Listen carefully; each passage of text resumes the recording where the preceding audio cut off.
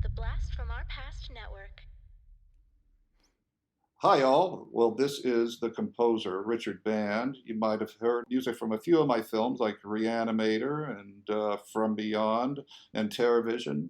But right now, you're listening to Podcasting After Dark, a killer show.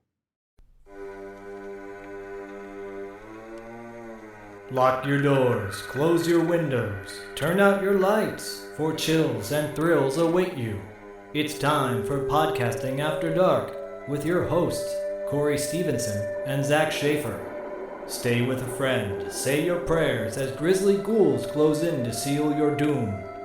Tonight's episode, Doctor Mordrid, starring Jeffrey Combs, Yvette Nipar, and Brian Thompson. Happy anniversary, happy anniversary, happy anniversary, happy anniversary. We are celebrating season 5. We just had our 4th anniversary and we're now at the premiere of season 5, Podcasting After Dark. It's me, Sweet Sexy Z. I'm the showrunner for tonight, but joining me as always, the editor of Feditor, whatever that means, the mother from another brother, whatever that means, my beautiful, bodacious co-host, Corey Stevenson, Sleazy C, Little Corey Gory. What's happening, brother? Oh man, where did the time go, dude? Where did 4 years go? We had a pandemic, we had a quarantine, and the whole time, hell, dude, you and I never missed a damn week of Podcasting After Dark. Except for a couple weeks ago when we didn't do one for, I think it was Memorial Day or something like that. But it was very rare. And man, couldn't be happier to be on this journey with you, my friend. It's all you, bro. Like, you were the one who spearheaded this whole thing and got me started on it. Hey, Zach, do you want to do a podcast with me? Sure. And then little did I know, 5 years later, well, 4 technically. We're going into year 5 now. Yeah. 4 years later, we'd be doing this thing, having as much fun as we did back then, knowing a whole hell of a lot more than we did back then. And man, the catalog of films that we've collected over the past 4 years has been amazing. Dude, I was having a conversation with somebody the other day, and I was busting out knowledge that I've just acquired these 4 years, by doing this with you. Most of the knowledge I get comes from you, but I do feel that I've actually grown in knowledge about movies from this era, specifically, people in the movies, behind the scenes, the actors. I didn't really pay a lot of attention to that when I was younger, so this job and you have helped sort of push that on me. And I'm noticing people now. I'm noticing different actors in different parts. I'm like, oh, I saw them here in this movie here. And we covered that on TV Obscura and this and that. And it's such a great, spider web of cult movie and TV show knowledge that I personally have acquired from doing this job with you for the past 4 years. Yeah, man. I feel like, I felt last year like we're just getting started, and I still feel like we're just getting started with the amount of movies that we've already done and the amount of movies that we have tapped for, well, the foreseeable future. Yeah. We both have a TV giant shows. pile of movies. Yeah, we both have piles of movies. We both have we both have TV shows we want to cover, along with Diallo and TV Obscura. And man, I'm just happy to be doing this with you. It's an honor. And well, tonight what a way to kick off season 5, buddy. Yeah, I don't think I realized that tonight was the season 5 premiere when I picked this movie. But it kind of checks all the boxes as to what Podcasting After Dark is. And really quickly, a side note, this movie, well, friend of the show and patron, go to patreon.com/podcastingafterdark if you're interested in joining the Patreon successful patron page that we have. Community of friends and family and whatnot. Robert Ortiz had posted a picture of this movie on his social media, and I commented on how much I love it. And he's like, I think it's actually my favorite full moon movie of all time. And I'm like, wow, cool. Well, We will get to it. It's not my favorite of all time, but we will get to it. And we did. We're getting to it tonight, actually. Doctor Mordrid, baby. Doctor Mordrid from 1992. It's a cool 74-minute movie. Yes, it is. Actually, you 70 lucky minutes. bastard. I mean, that was not intentional. I knew it was short, but it was not intentional. Before I get into my sordid history with this film, what is your history with Dr. Mordrid? Yeah, my history, very brief. I remember this cover, this VHS cover at the store. I also remember actively scoffing at it every time I saw it. I was like, I'm not going to watch this trash. I didn't know there was any nudity in it. I probably would have actually watched it had I known that. But yeah, it didn't look great to me by the cover, and even his outfit looked a little lame, which is weird because it's not the same outfit he's wearing in the movie. No. But now, having watched it, holy moly, this movie is so ambitious. It's you know what? It's better than most of the current phase MCU movies. I have to say. I don't disagree with you on that. I will say that the Charles Band, who runs and owns and had a big hand in this film, Full Moon Entertainment, he would go into the offices of Blockbuster when they would fork money over to make a movie or other production companies. He would just show them a poster, and the movie wasn't even made yet. And I believe that's the case with this one. He just showed the poster. That's why the costume looks nothing like the one he wears in the movie itself. I mean, it does a little bit, sort of, but not really. Sort of, yeah. Sort of. Anyways, I was a Full Moon fan before Full Moon was even Full Moon. I'm sure you were too. Empire Videos, Empire Productions. Can I just say the caveat when I said the poster looked lame to me? I was watching Full Moon movies at the time. Subspecies, Demonic Toys versus Doll Man, like all that. I was watching all of that shit. For some reason, this one stuck out as extra crappy looking. The irony is it's one of the better ones of Full Moon, which I wish it had a better poster. But I'm sorry, I didn't. I just wanted to add that caveat and didn't want people to think that I wasn't watching Full Moon movies at the time. No, I'm glad you did, because I totally agree. I think it actually is one of their best movies that they've done, and has one of the best all-around casts. You know, the thing about Full Moon is interesting, because for as much as people crap on Full Moon, you never hear actors that have done a Full Moon movie in the 80s and 90s with them ever complain about that. And they actually come back. In the case of Helen Hunt, she was a big star by the time Trancers came out, and Trancers 2, she was in that full movie. And she did another one. She did like their short film, City of Angels, I believe it's called. I could be wrong. You know, she came back to work with Full Moon, and never said anything negative about it. And, you know, I think that's a testament to Charles Band, whether he is, you know, the best production company guy or whatever. People tend to like working with him, and they do his movies, and he puts out movies consistently, and they're pretty damn original. I mean, I know Dr. Mordrid, people will say, is a ripoff of Doctor Strange. And it was apparently like built off of the backbones of an unused Doctor Strange script. Yeah. And I mean, as someone who grew up reading Marvel comics, I could immediately see the connections with Doctor Strange and everything. But it does become its own thing by the end of it. I would say that I wouldn't say it's a complete Doctor Strange ripoff from beginning to end or anything. No, and I'll take back the ripoff statement, and I'll say it's an homage. Because I think it's pretty obvious that he's a mystical, you know, I think it's kind of a tribute to Doctor Strange in a way. It's their version of Doctor Strange. It's the Full Moon version, just like Meridian is the Full Moon version of Beauty and the Beast. Yes. If you like Cheryl and Fenn, you'll love Meridian. I watched Meridian a lot as a kid, and I didn't put that together in my head, but yeah, you're right. It's like, yes, this is like the rated R Full Moon version of Doctor Strange. And yes, Meridian, even the cover you could tell, is the Full Moon version of Beauty and the Beast. So yeah, good. And then what Subspecies is kind of like their version of Dracula and vampires and stuff. with some great little David Allen effects, stop motion effects in Subspecies. And then Seed People is Invasion of the Body Snatchers. And, you know, it's the same thing Roger Corman did. And Roger Corman doesn't tend to get a lot of crap for the stuff that he does. You know, he gets like heralded as this, you know, pioneer. Well, I'd say Charles Band is a pioneer too. So, I mean, I was a Full Moon fanatic from way back when, just like you were. I still have the Full Moon membership card.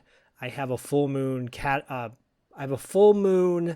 calendar from like 1992 with go to patreon.com/$2 late fee to listen to Why Does Zach Own This to find out why I own that, because I talk about that.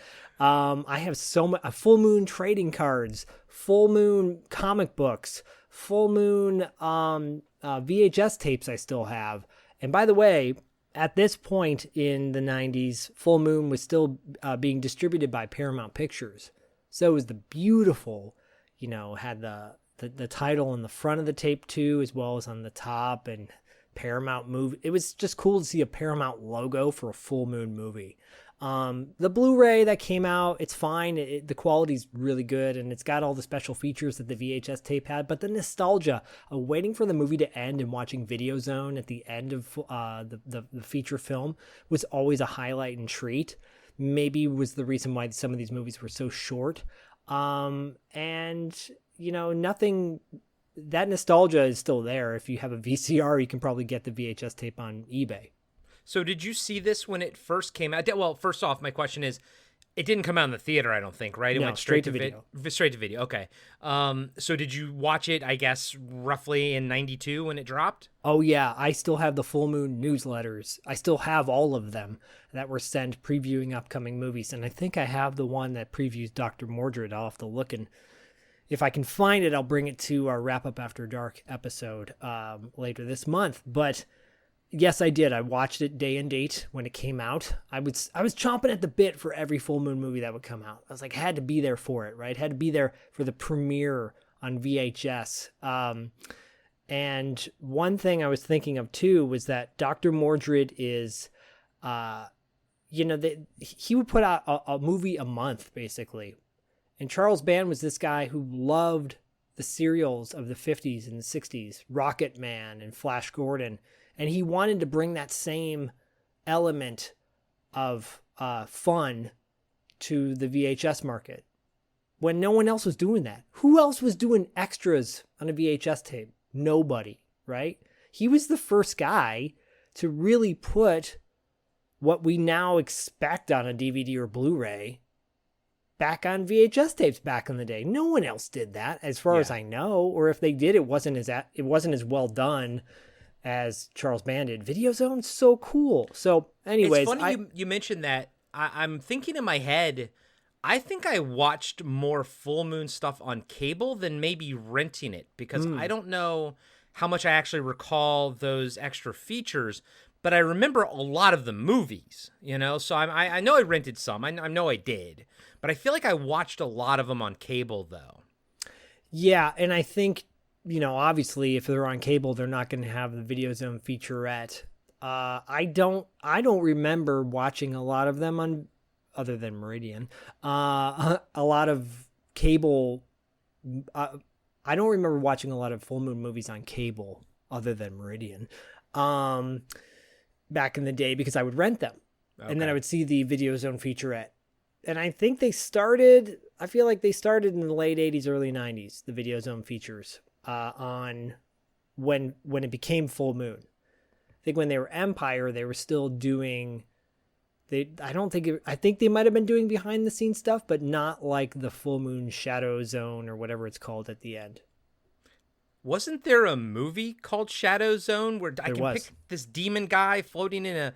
Yeah, that one was another cover that I thought was shitty, and I never watched it. But now that I know Doctor Mordrid was fantastic, should I have seen Shadow Zone? Yeah, it's worth watching. I think that one's good. I think Netherworld is pretty good. Okay. I believe, who's in Netherworld? Billy Warlock, maybe? He's got a big hand on the cover. Yep, right? the hand on the cover. It's so funny because I mean, all of these covers, I can immediately recognize whether I watched the movie or not. Liked, Mordrid and Shadow Zone and stuff like that.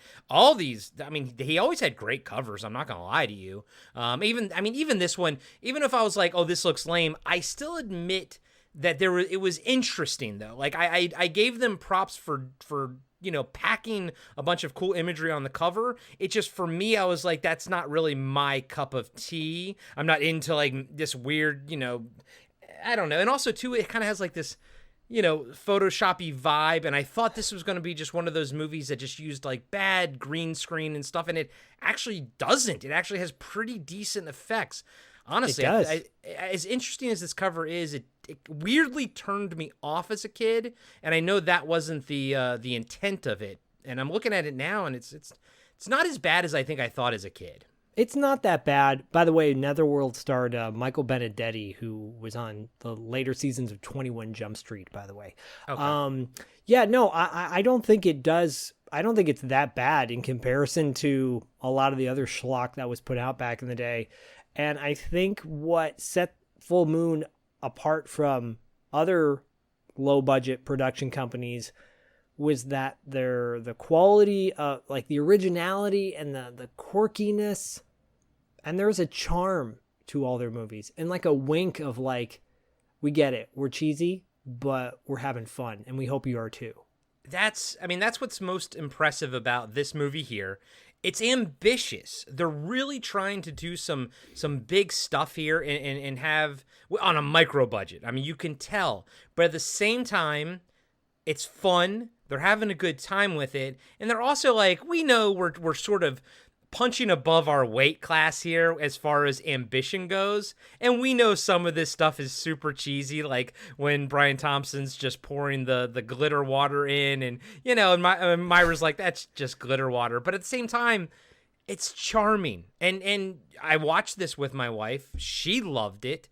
It's just, there's a charm to this movie, and I gotta say again, I gotta reiterate, it's better than most Marvel Cinematic Universe movies that are coming out nowadays.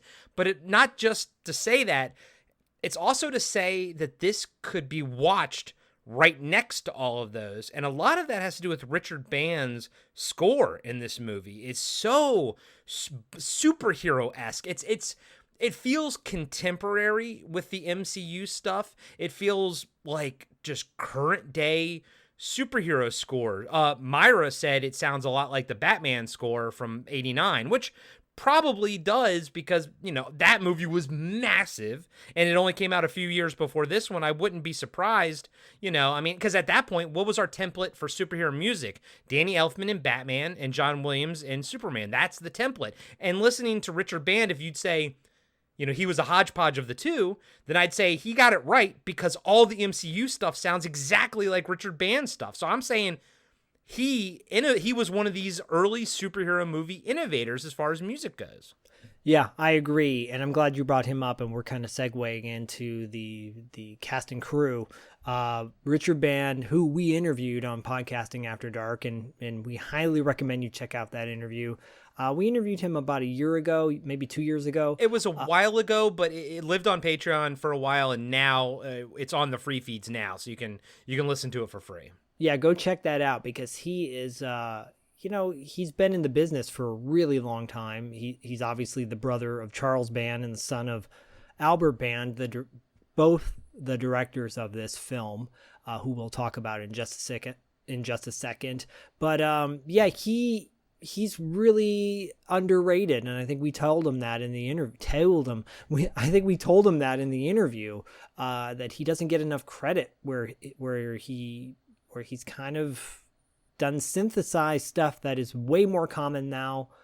And, obviously the technology has changed. It's just like green screen back in the day, and people thought it was cheesy, and now it's just the norm. He's a very underappreciated composer. And the cool thing is, he actually listened to our prison review episode because he composed, the music for that. And he corrected us on something that was a piece of information that we got from the behind the scenes of the prison Blu-ray. So he actually corrected us on something that, that I guess the prison Blu-ray got wrong essentially, but he sort of blamed us for it. But he was nice about it. But that was a level of engagement that we've never had since. No, I appreciate that he actually listened to the interview. Sometimes we To the do. review. Sometimes to the review and the breakdown, and maybe he listened to his interview too because it was very well edited by us. But his father, Albert Band, is one of the co-directors of this film. I will just shout out, he's more known for his producing duties, and he produced over the course of his career, I'm going to list off the ones from the 80s that he produced. Metal Storm, The Destruction of Jared's Sin, which is a fun 3D film. I believe Michael Ironside is in that one. Yeah, he's the villain. Yeah, and Tim Thomerson is in that. And Kelly Preston as well. Wow, what a great... And I believe Ernie Hudson is in that too. Troll, Terror Vision, Ghoulies 2, which he directed, Robot Jocks, The Pit and the Robot Pendulum. Jocks. Robot Jocks, baby. I'm going to be doing it. I did an unboxing video, by the way, on $2 late fee of the new Empire box set. I'm going to be putting that up on YouTube either later this month or maybe next month. But you know what? I got the same box set. I'm going to do one for Podcasting After Dark's Patreon. So we can do one at the same time. We'll see whose is better. Well, we'll find out. Yeah. And by the way, I believe that's already sold out. So, oh, wow. Yeah, I pre-ordered it, so I got mine. Yeah, if you haven't got it, highly recommend you do. Pit and the Pendulum, Honey, I Blew Up the Kid, which I think he worked with Brian Usna on that. Oh, okay. Trancers 3, Remote, which is when Full Moon started making kid movies. Oblivion, Dragon World, starts getting into the 90s, and then, obviously the list goes on. But then as a director, Albert Band directed a handful of decent films in the 80s. He obviously co-directed Doctor Mordrid and Robot Wars, which is not a Robot Jocks ripoff, but it has Robot Jocks elements to it. Ghoulies 2, he's credited as the director, even though I believe Luca Bercovici, who I've interviewed for $2 late fee, I thought he directed it, but I think he just directed the first one, the first Ghoulies. Okay. Yeah, so Albert Band is obviously known for, launching Empire, getting that off the ground. But then his son, Charles Band, is obviously the brains and mind behind Full Moon and the Entertainment. Face, pretty much the face of Full Moon. He is the face. He's produced as many movies as he's directed. I'm just going to run down the movies that he has directed. Besides Famous TNA Part 2. If you go into his filmography in the 80s and 90s, it's obviously filled with Full Moon movies. Doll Man vs. Demonic Toys, Trancers 2, Crash and Burn, which has elements of Robot Wars and Robot Jocks, Meridian, Trancers, City of Lost Angels, that's the short film that Helen Hunt is in. Yeah. Obviously Trancers, The Dungeon Master, which is a part of that Empire box set. Yep. Metal Storm, which I mentioned earlier. Parasite, which I believe starred Demi Moore in one of her first roles. And Luca Bercovici, if you've never seen that. It's highly recommended. But Charles Band is... I love Charles Band. I met him. He's nothing but sweet to me. I love that he has a love of the genre. He loves these movies, and it shows. I remember watching Crash and Burn as a kid. He also did Meridian. I don't know if you called that one out. Yeah. I remember, so as far as the robot ones go, Robot Jocks was my favorite. Crash and Burn was my second favorite. And then Robot Wars, I think I only saw once and I didn't love it. Yeah, me too. I think I'm in the exact same boat that you are. Robot Jocks, Empire box set. Get it while you can. But of course, go check out our Trancers review. Zach broke that one down for Christmas, I think 2 years ago at this point. Yeah, God, I love me some Trancers. Yeah, dude. I love when people are like, so-and-so director said that Quentin Tarantino loves Trancers, I guess. And, that's cool. That's awesome. I'm like, of course he does. He's got good taste. Yeah, and we'd love that he calls out the movies that he likes. I think that's great about Tarantino. Oh, He doesn't try to hide it in like some directors do. Yeah, he doesn't hide anything, like his fetish for feet. His foot fetish, I know. It's disgusting. Okay, so and of course, Charles Band wrote the script too. Yes, he did. Oh, I'm sorry. Courtney Joyner wrote it, but the idea was his. Yeah, and Courtney Joyner, he's worked on a ton of full moon movies as well, including Lurking Fear. Yeah, that was something that came up, I think, like a couple episodes ago. You just mentioned it. And I was like, is that the one where you saw that, like, that white troll-looking dude under a castle? And you're like, yeah, that's another one of those. I think I maybe have seen it, but it's another one of those covers that are burned into my brain. I mean, it says a lot that the full moon covers, whether I watch the movie or not, are just burned into my memory. Totally. He's the master of getting your attention. Yeah, that's perfect. And I mean, he's a great showman in that regard. He is. I'm going to call out one visual effects person, and that's David Allen. David Allen he passed away in 1999 at the age of 54, but he is a stop motion animator who has done a ton of stop motion work. And that's one of the highlights of this movie. It's very short, very awesome. like limited, but what it is, when you do see it, it's very cool. He did the visual effects for The Arrival, which I think is a super underrated alien film with Charlie Sheen. Yeah, the Charlie Sheen one. I think they have like 6 or 7 like sequels to it. Yeah. I saw that one. I remember enjoying it, but I didn't like rewatch it multiple times. I probably rewatch Species more than for obvious reasons. I can see why. I think they show Charlie Sheen's butt in that, but yeah, whatever. Charlie Sheen's butt does not hold a candle to Natasha Hendrickson. No, but I mean, this guy, David Allen, has worked on every full moon movie, obviously the Puppet Master series, Demonic Toys, Subspecies, but he worked on Freaked, the ensemble, highly underrated Alex Winter, the cult Alex Winter movie Freaked. He obviously worked on. If you guys have never seen Freaked, it is wild and worth watching. But yeah, like he's worked on so many movies, and I love anybody who does stop motion animation is gold in my book. Yeah, and the fucking stop motion in this is awesome. It's at the very end and everything, and we'll call it out when it gets there, but it's not cheesy. It's done very well, and I gotta say, for a micro budget, it looks fantastic. Right. All right, some names we're going to list off in the cast are a who's who of genre selections. Obviously, Jeffrey Combs plays Doctor Mordrid. You guys know who Jeffrey Combs is, and we covered him with From Beyond. Yep. Go listen to that breakdown. It's phenomenal. Corey did that one. And if you all are wondering why we haven't covered Reanimator yet, it's because Zach and I both owned it, and we agreed that it was always going to be our back pocket movie in case we had some sort of emergency or whatever, and we couldn't get like a movie to each other. We were like, Reanimator will always sort of be our fallback, but then it just keeps getting pushed. So I mean, we're gonna have to cover it eventually because you and I both love that movie, and it's a pinnacle of cult films. But that's kind of the reason why we haven't covered it yet. Yeah, maybe we'll get that to we'll have to make it a theme. It'll have to be themed out, whether it's Halloween or New Year's or something. I don't know, but it's got to be a special moment for that film in particular. Yeah, it's a big movie in this circle, in this crowd, Yeah. Samantha Hunt is played by Yvette Nipar. She is mostly known. Well, she was on 21 Jump Street for a season, and she was on RoboCop, the TV series, I believe. The Canadian TV show. Yeah, 1994. Yeah, she's a Canadian actor who's been in a lot of television shows: CSI Miami, CSI, and CSI. Yeah, she was in that Sheena movie that came out. I think that was based on a comic book, the character, 2001.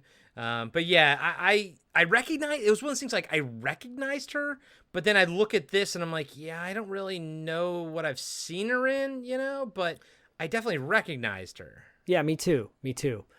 Jay, somebody I got mixed up was Jay Acovone, or Acovone, I believe his name is. I'm probably saying it wrong.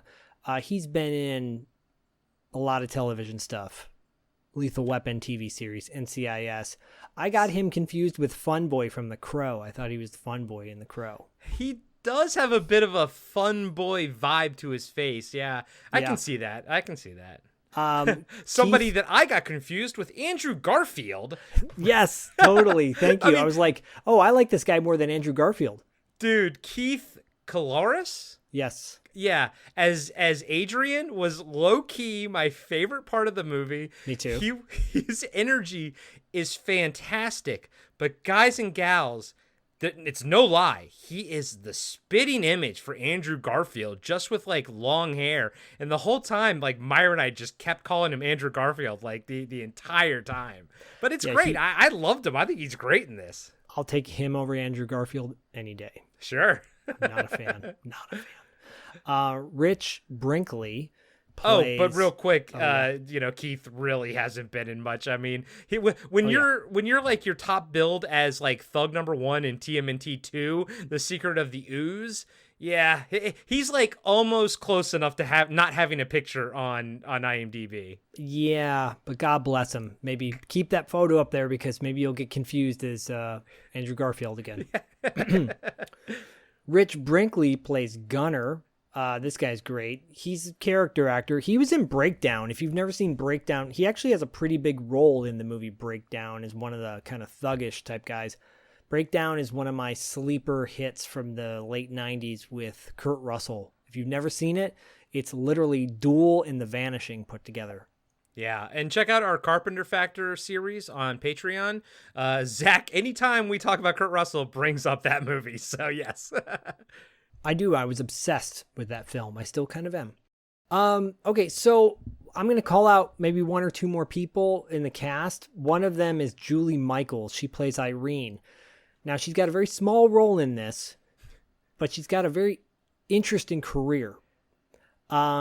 She's a tough chick, and she's been in a bunch of movies throughout her career, but I think most people will recognize her as a blonde in the movie in the movie Roadhouse as Denise.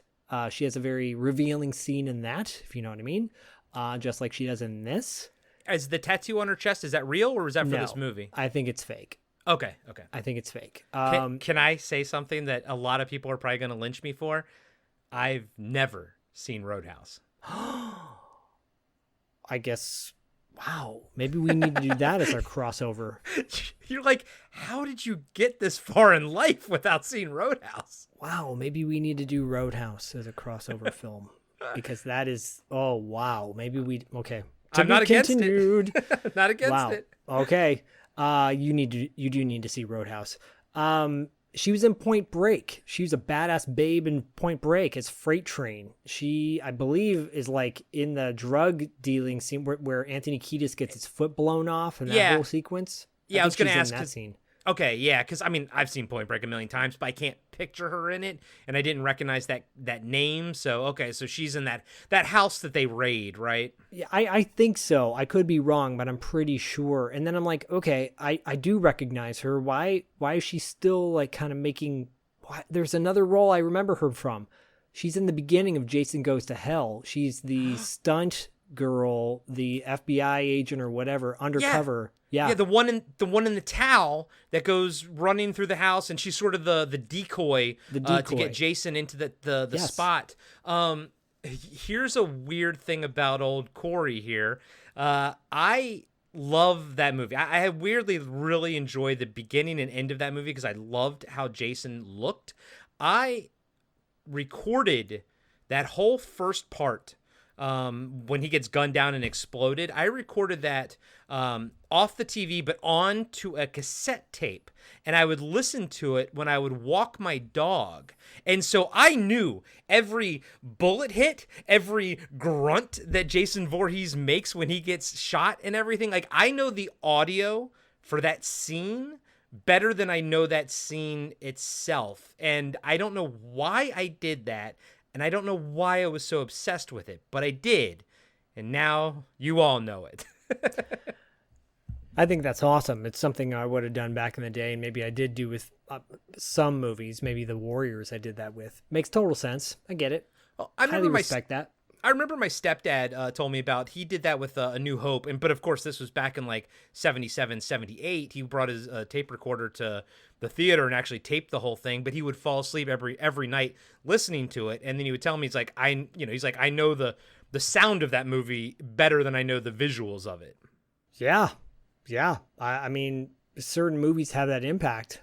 And if you close your eyes and you see the movie, we're cut from the same peen. I'm going to let you call out the next actor because I know he has a connection to you. So he's got 2 scenes in this movie, but man, oh man, are they memorable. Who is it? Who are we talking about? Yeah, we're talking about Mr. Bernstein, played by Murray Rubin. He is my brother-in-law's grandfather. People will probably recognize him best from Ghostbusters. He's the guy at the Sedgwick, which is the first bust where they get Slimer and they're first decked out in their suits and everything. He's the guy when they go to the elevator. He's like, "What are you supposed to be, some kind of cosmonaut?" And then they talk about the cockroaches, yada yada yada. So that is my brother-in-law's grandfather. My wife, because my brother-in-law and my sister-in-law have been together since high school, forever. My wife grew up with Murray Rubin, and she as essentially her grandfather. They were very close. And when I proposed to my wife, I did it at the Biltmore in downtown LA, which is where they filmed the Sedgwick. And I did it by the elevator scene where Murray and I stood where Dan Aykroyd stood, and I was like, "Oh, Myra, here you go. This is where your grandfather stood, where Murray stood." And she's like, a little teary eyed. She's looking around, and as she's sort of looking around, she gets back to me, and I'm on my my knees, and Aww. I'm crying. And she's like, "Why are you crying?" And I'm proposing. But it was a way I wanted, because he couldn't be in the wedding, even though we didn't end up actually having a wedding. It was a way of bringing him into, our lives like that. And then the weird side note of all that is I can still remember as a kid seeing Ghostbusters, and I was also kind of raised by my grandpa. He didn't have a New York accent or anything, but I've somehow for some reason I gravitated towards that scene in Ghostbusters, and specifically towards the quote unquote cosmonaut guy, because that's what I would call him as a kid. And so it turned out to be my favorite scene in one of my favorite movies of all time. And then lo and behold, 25 years later, 30 years later, I'm, married, I'm brother-in-laws with his grandson. It's just a weird thing. Even when I first met Myra and I heard about this, I'm thinking to myself, what are the chances? It's such an obscure character in my favorite movie, but it's also my favorite scene. What are the chances that this connection would happen? So we're watching the movie. The scene pops up with Murray, and we both just look at each other and we're like, "Is that fucking Murray?" And we paused it, and then I took a picture of the screen and I sent it to my brother-in-law.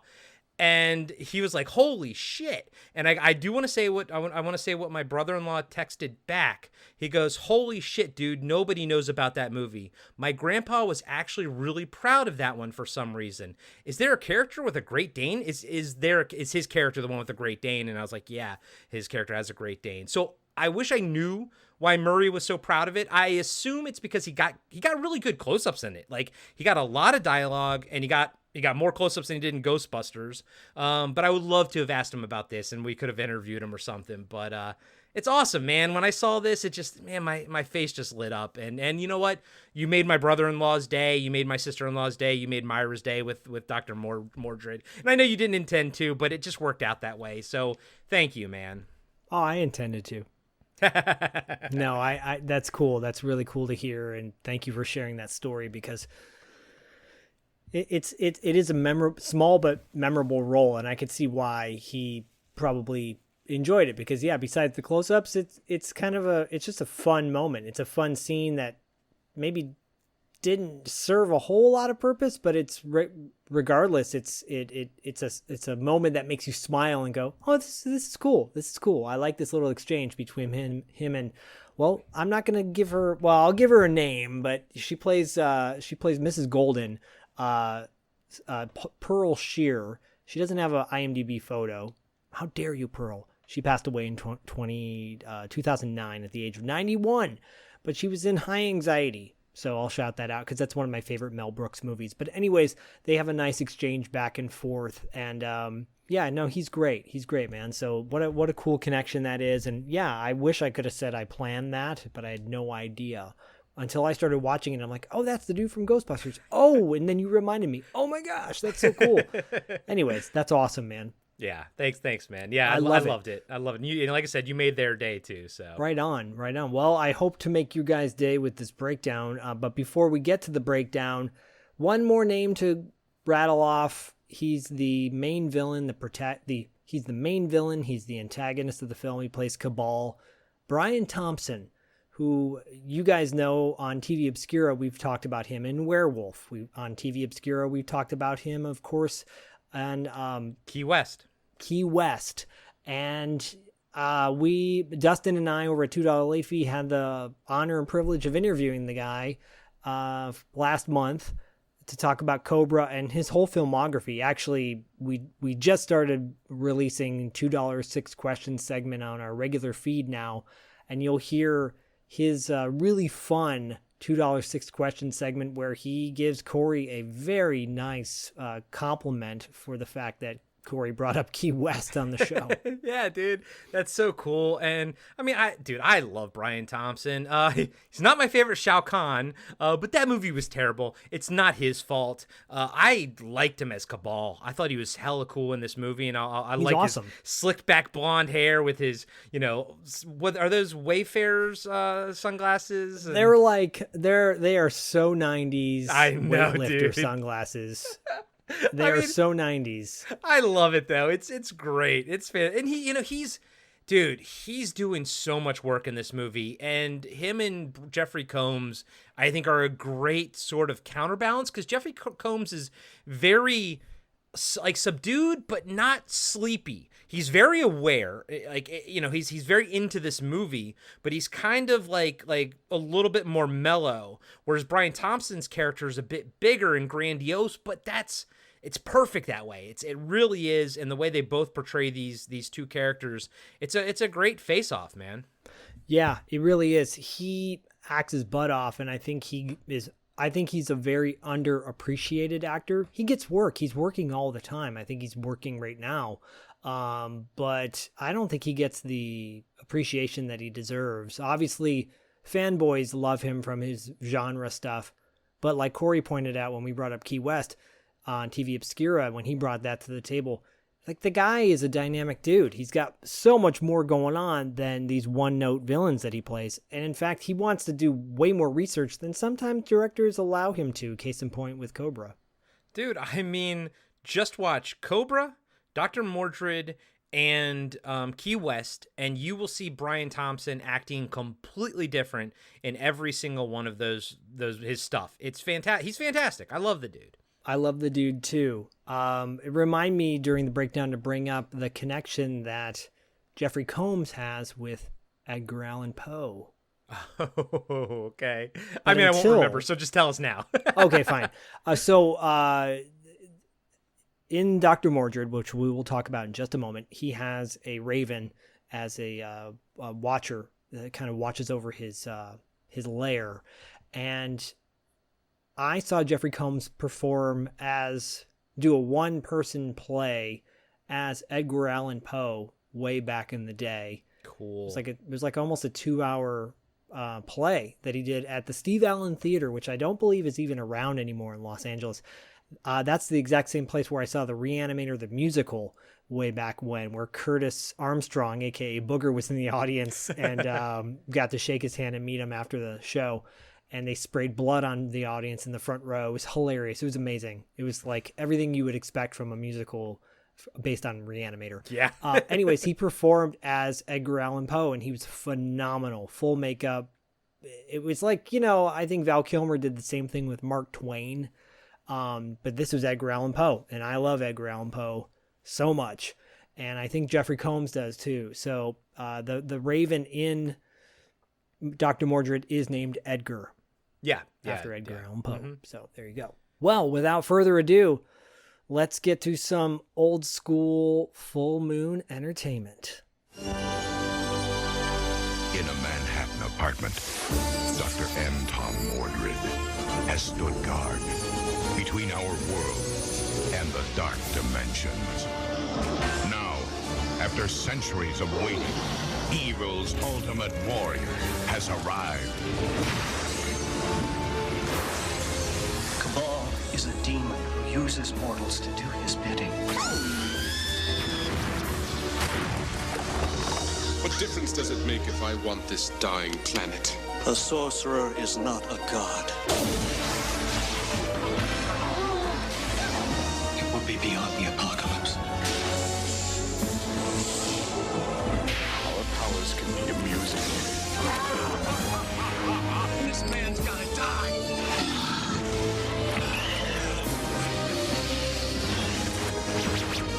Dr. Mordrid, master of the unknown.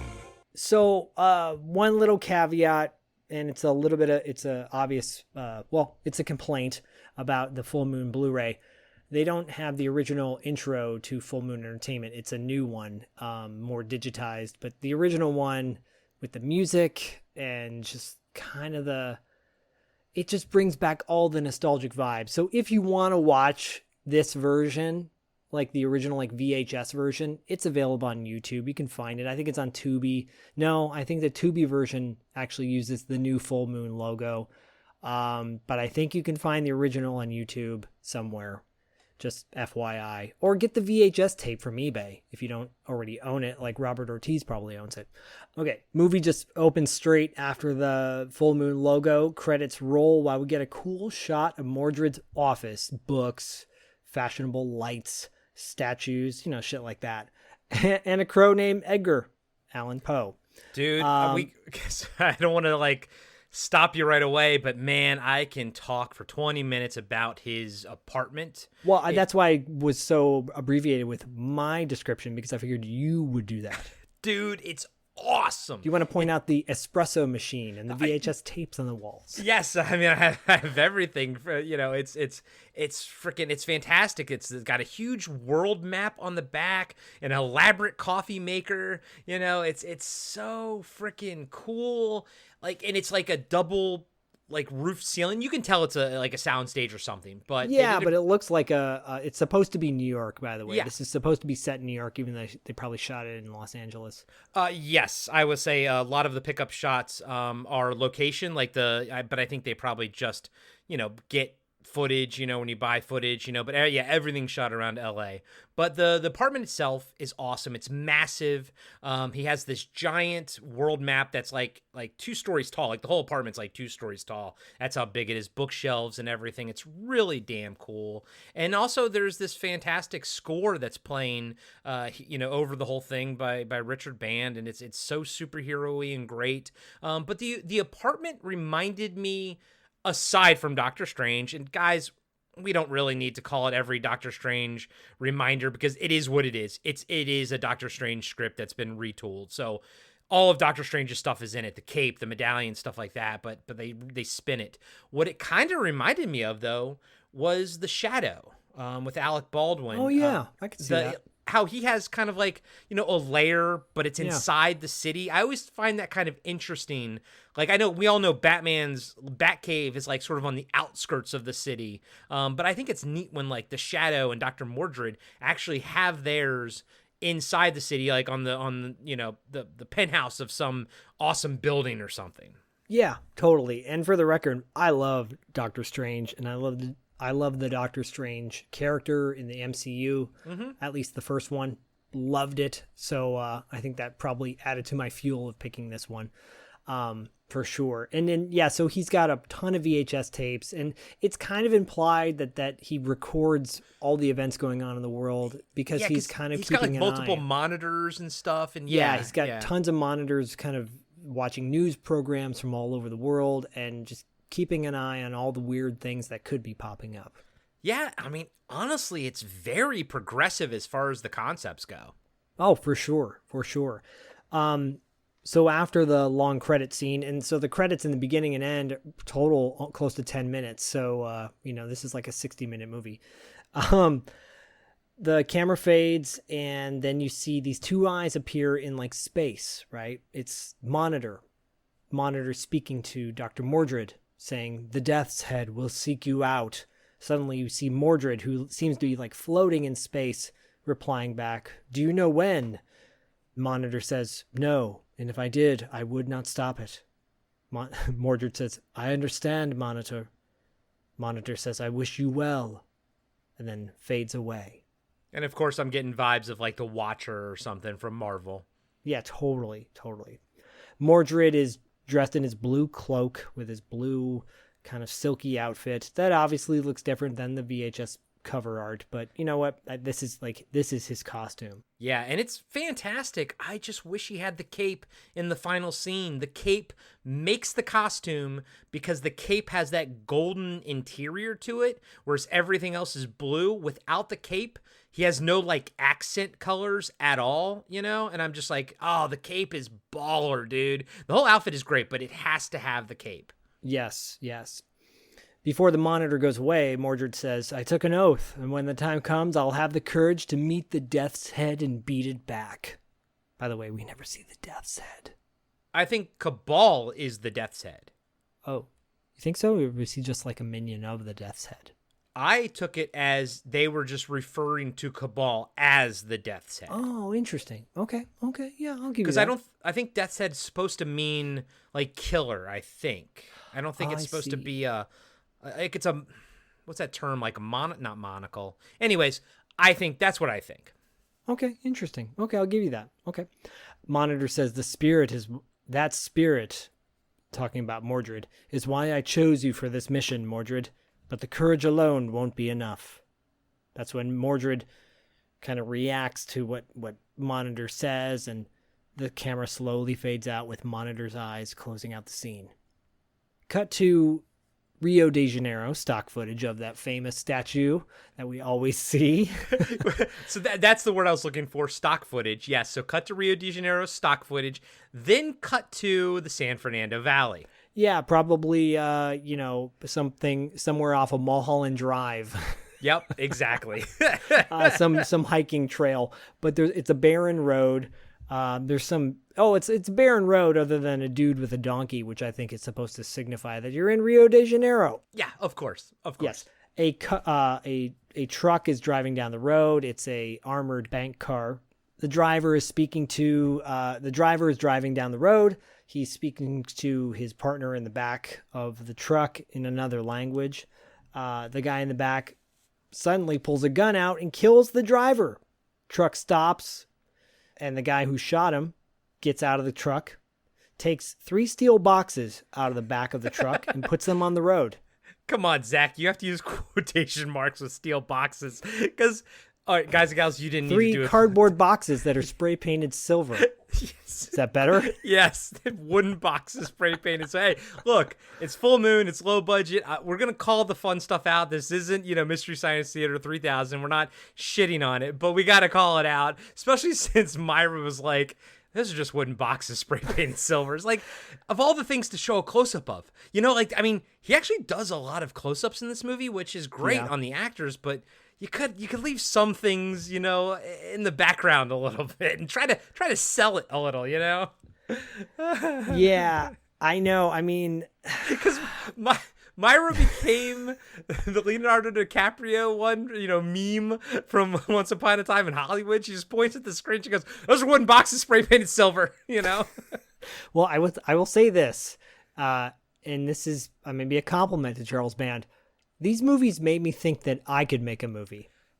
Okay, I completely I understand mean that in the good and bad way. Dude, as somebody who would take my dad's VHS camera and shoot stupid, crappy, think of remember in Cyborg when they were going through the woods and they encountered like the wood wastelanders? Like I had a lot of woods in my backyard, so I would kind of replicate scenes sort of like that. Like it was supposed to be a post-apocalyptic world and everything, but it was movies like this, not this one maybe per se, but it was movies like this where when you do see that it's a wooden crate just spray painted silver, you're like, oh my God, I could do that.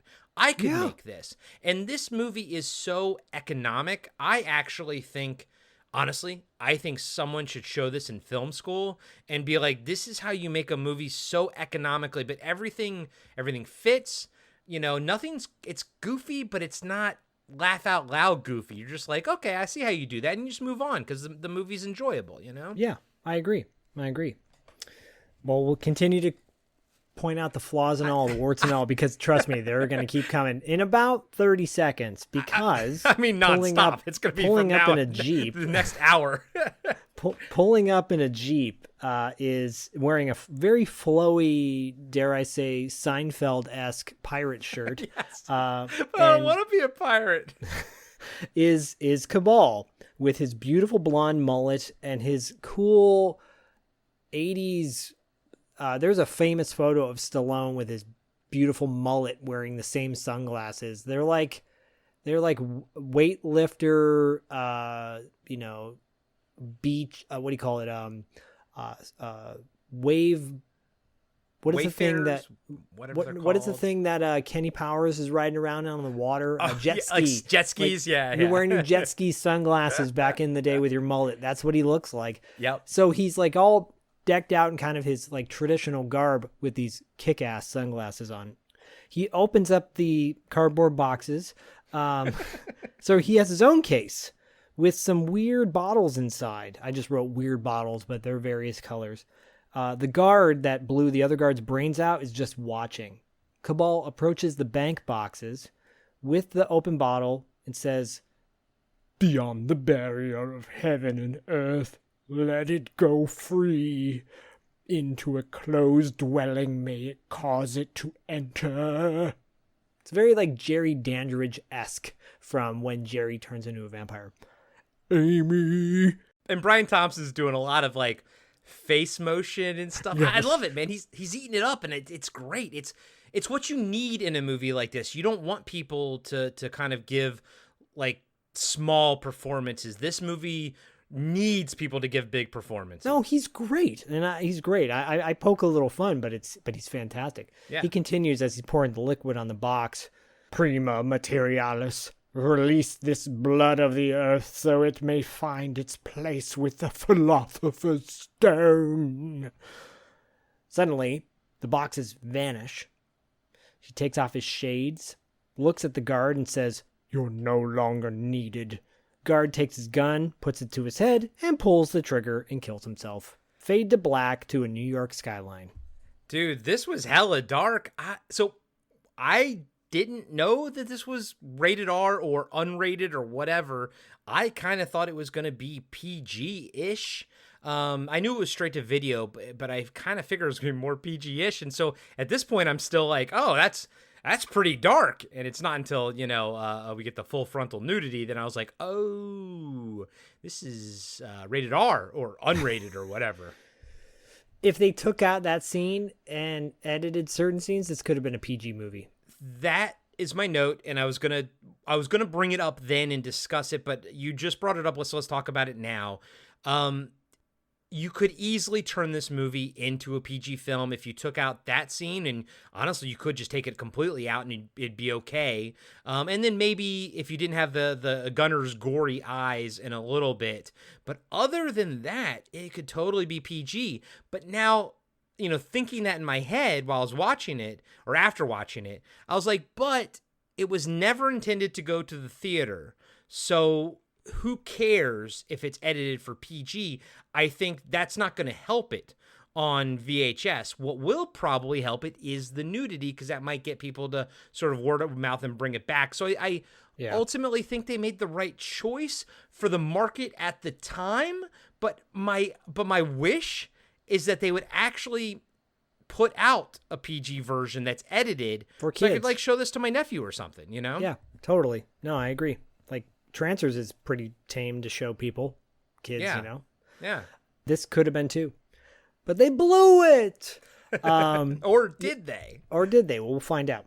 So you get a beautiful shot of New York skyline at night, and then another probably stock footage shot. Yeah, a lot of stock footage. Then you close in on Anton Mordrid sitting in his chair in his home, waking up from a trance. And can I just say, I'm pulling to you, but I really noticed Richard Band's score right here when he was flying back to his body. It kind of has this ethereal, floatiness to it that I thought was absolutely perfect. Yeah, I totally agree. I love it. It's again, you can hear the synth scores, and he probably did it on a keyboard, but it sounds fantastic. He has his amulet in his hand. He puts it away. You see a quick glimpse of the amulet, and it's got like a backwards C with a line through it at the bottom. Turns off his music, and he hears barking and yelling outside in his hallway. Cut to a hallway of two old people arguing. Who are those old people? Well, one of them is Mrs. Golden, and the other is your boy. Yeah, Murray Rubin, and he's got a giant Great Dane with him named Baby. And they're arguing about Baby, Mr. Bernstein's dog. You know, and she's like, how do you expect anyone to get any sleep, for God's sakes? And Mr. Bernstein says, the lease says we can have pets. And this goes on actually for a really long time. I'm not going to read all the dialogue in this scene, but you get the point. They're arguing about why, you know, she's arguing that it's 3:00 in the morning, and Mr. Bernstein's like, he needs to go for a walk. And she's like, if I can't sleep, then nobody sleeps. And then he's like, you're threatening me? You're some kind of big deal lawyer, huh? Yeah, I mean, you're not wrong. Murray definitely had a specific way of talking. Yeah, it is very New York, though. You know? Yeah. And she's like, no, but my nephew Morris will be starting law school in 2 years. And he's like, why wait? And they go to Bernstein and Golden go to Sam Hunt's door and knock on her door. She opens up her door. Remember, guys, this is supposed to be 3 a.m. It's supposed to be, but every shot of this hallway, the windows are lit like it's daytime. Every shot. Yeah. And yet every shot we see the hallway, it's supposed to be nighttime. Isn't that odd? So in my mind, no joke, in my mind, my first apartment I lived in when I moved down to Southern California, I lived in Sherman Oaks. In the hallway, there was a really bright, spotlight almost right above the window. Maybe catch burglars or whatever. I'm going to give it a pass and say that's what it's for, even though it's clearly on a soundstage and there's just bright light in the background. Well, my question to you is it a soundstage? Because I was wondering if it was just like a rented mansion made to look like an apartment or something. Because if you were going to build this as a set, wouldn't you make it look more like an apartment complex? It's almost like we saw an apartment complex in some movie, and I want to say, or a house that maybe was converted into an apartment. Maybe it was like Witchboard or something like that, Tawny Kitane's area. But it's like you could tell that it wasn't an apartment. It was, a mansion or something. It felt the same way here. It felt like they just rented a mansion and then shot this hallway scene and pretended it was an apartment complex. Or I've never really spent much time in New York. Maybe this is an old converted like giant mansion in the middle of the city, like one of those high-rise mansions or something, and it's been converted into an apartment. And you could probably world build that because this is Mordrid's apartment. You're going to find out that he owns it, and maybe it was his mansion at one point, and he just was like, well, I don't really need it as a mansion, so let me do that. But I just found it odd that it doesn't look like an apartment, and it looks daytime every time that they're here. Yes. Low budget. We're going to call it all out, but doesn't mean we don't love this movie. We are. So at the same time when Sam answers her door to Bernstein and Golden, Mordrid comes out of his apartment at the other end of the hallway to observe what's going on. They start asking Mrs. Hunt. Well, Bernstein says, Miss Hunt, you're a policewoman. Mrs. Golden is threatening to sue me because baby barks when he wants to go out at night. But my lease says I can have pets, and my dog is a pet, and dogs bark. Of course, Sam replies and says, I'm not a policewoman. I'm just a research consultant to the police department. Oh, thank you for all that information, Sam. Thanks for the exposition dump. Yeah. And then he says, if she says consult, he goes, then consult and tell her the line, law's on my good side. Line. Yeah, it is. He has good lines, and this is a good exchange. Mm-hmm. And then, of course, Golden says, if you're so connected, Missy, if you're so connected, you tell him to keep that dog quiet or I'll throw him in jail.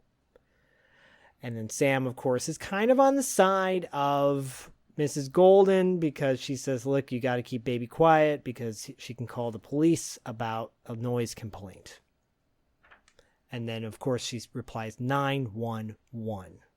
Yeah, but I do like how then Sam looks at Mrs. Golden is like, well, then I can also tell the police that I can hear your TV through the wall, and then everybody will be in jail except for Baby. And I thought that was a great little sort of comeback and shut the fuck up, you know? Yeah, it's great. And that actor, she's good at what she does. She plays that annoying, like, be quiet, you're annoying character. She's good.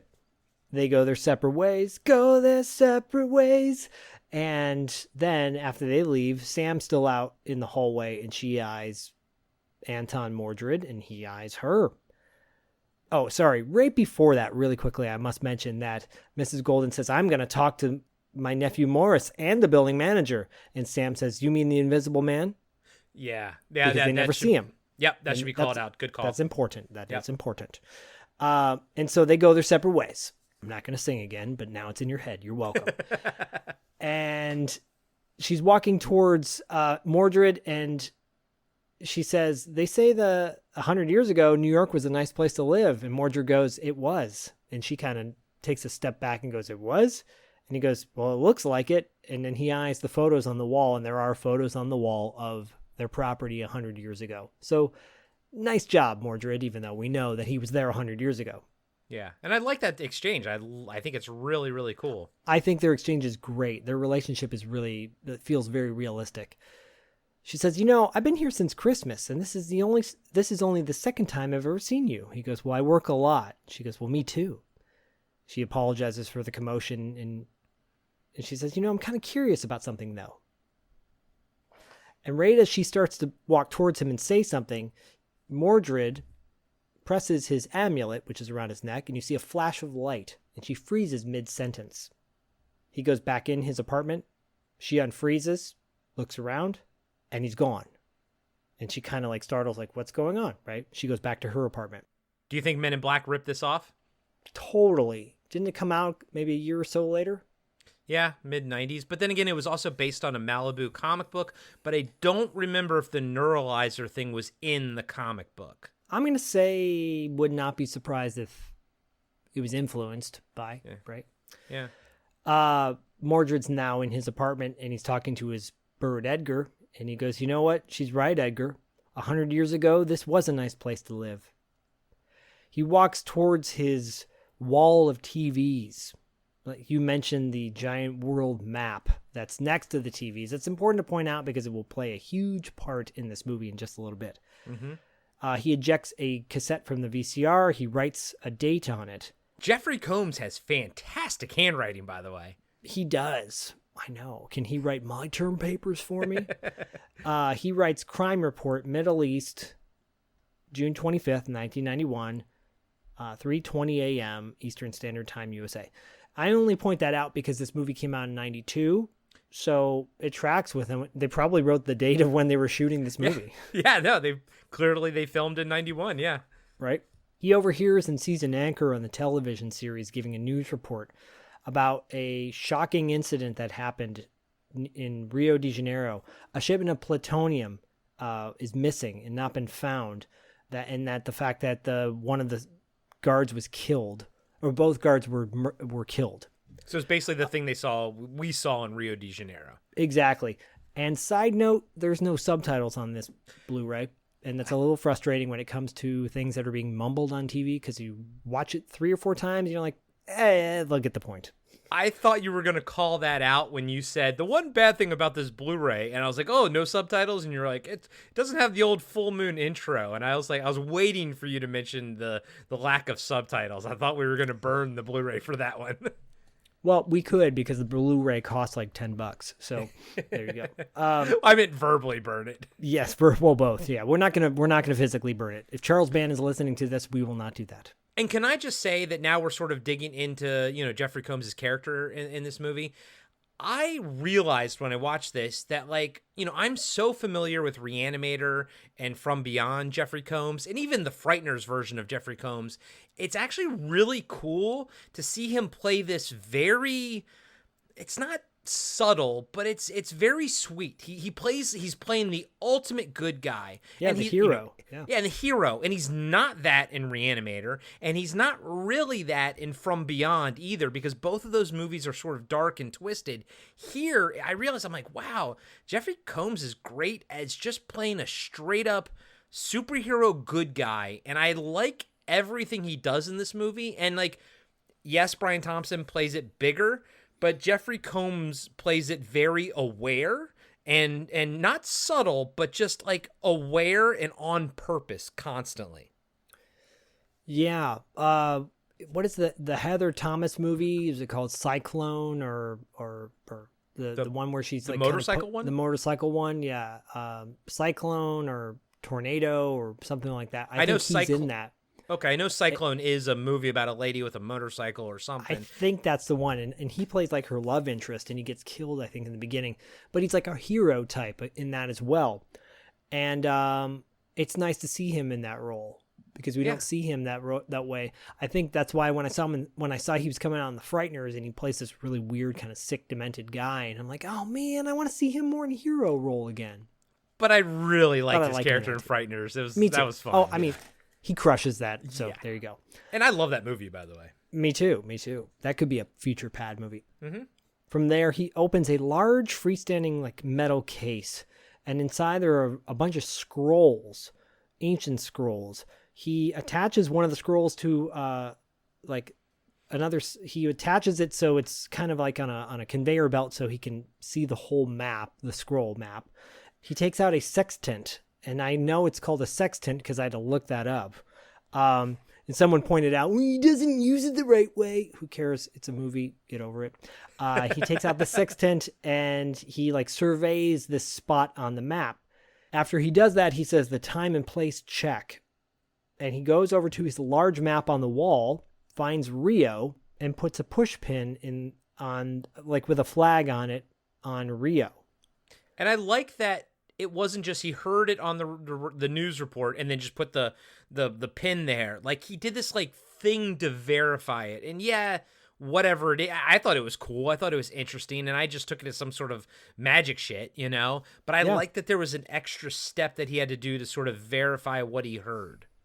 Yeah, exactly. And he steps back and speaking to his bird, he says, "This could be a coincidence, Edgar, or the first sign."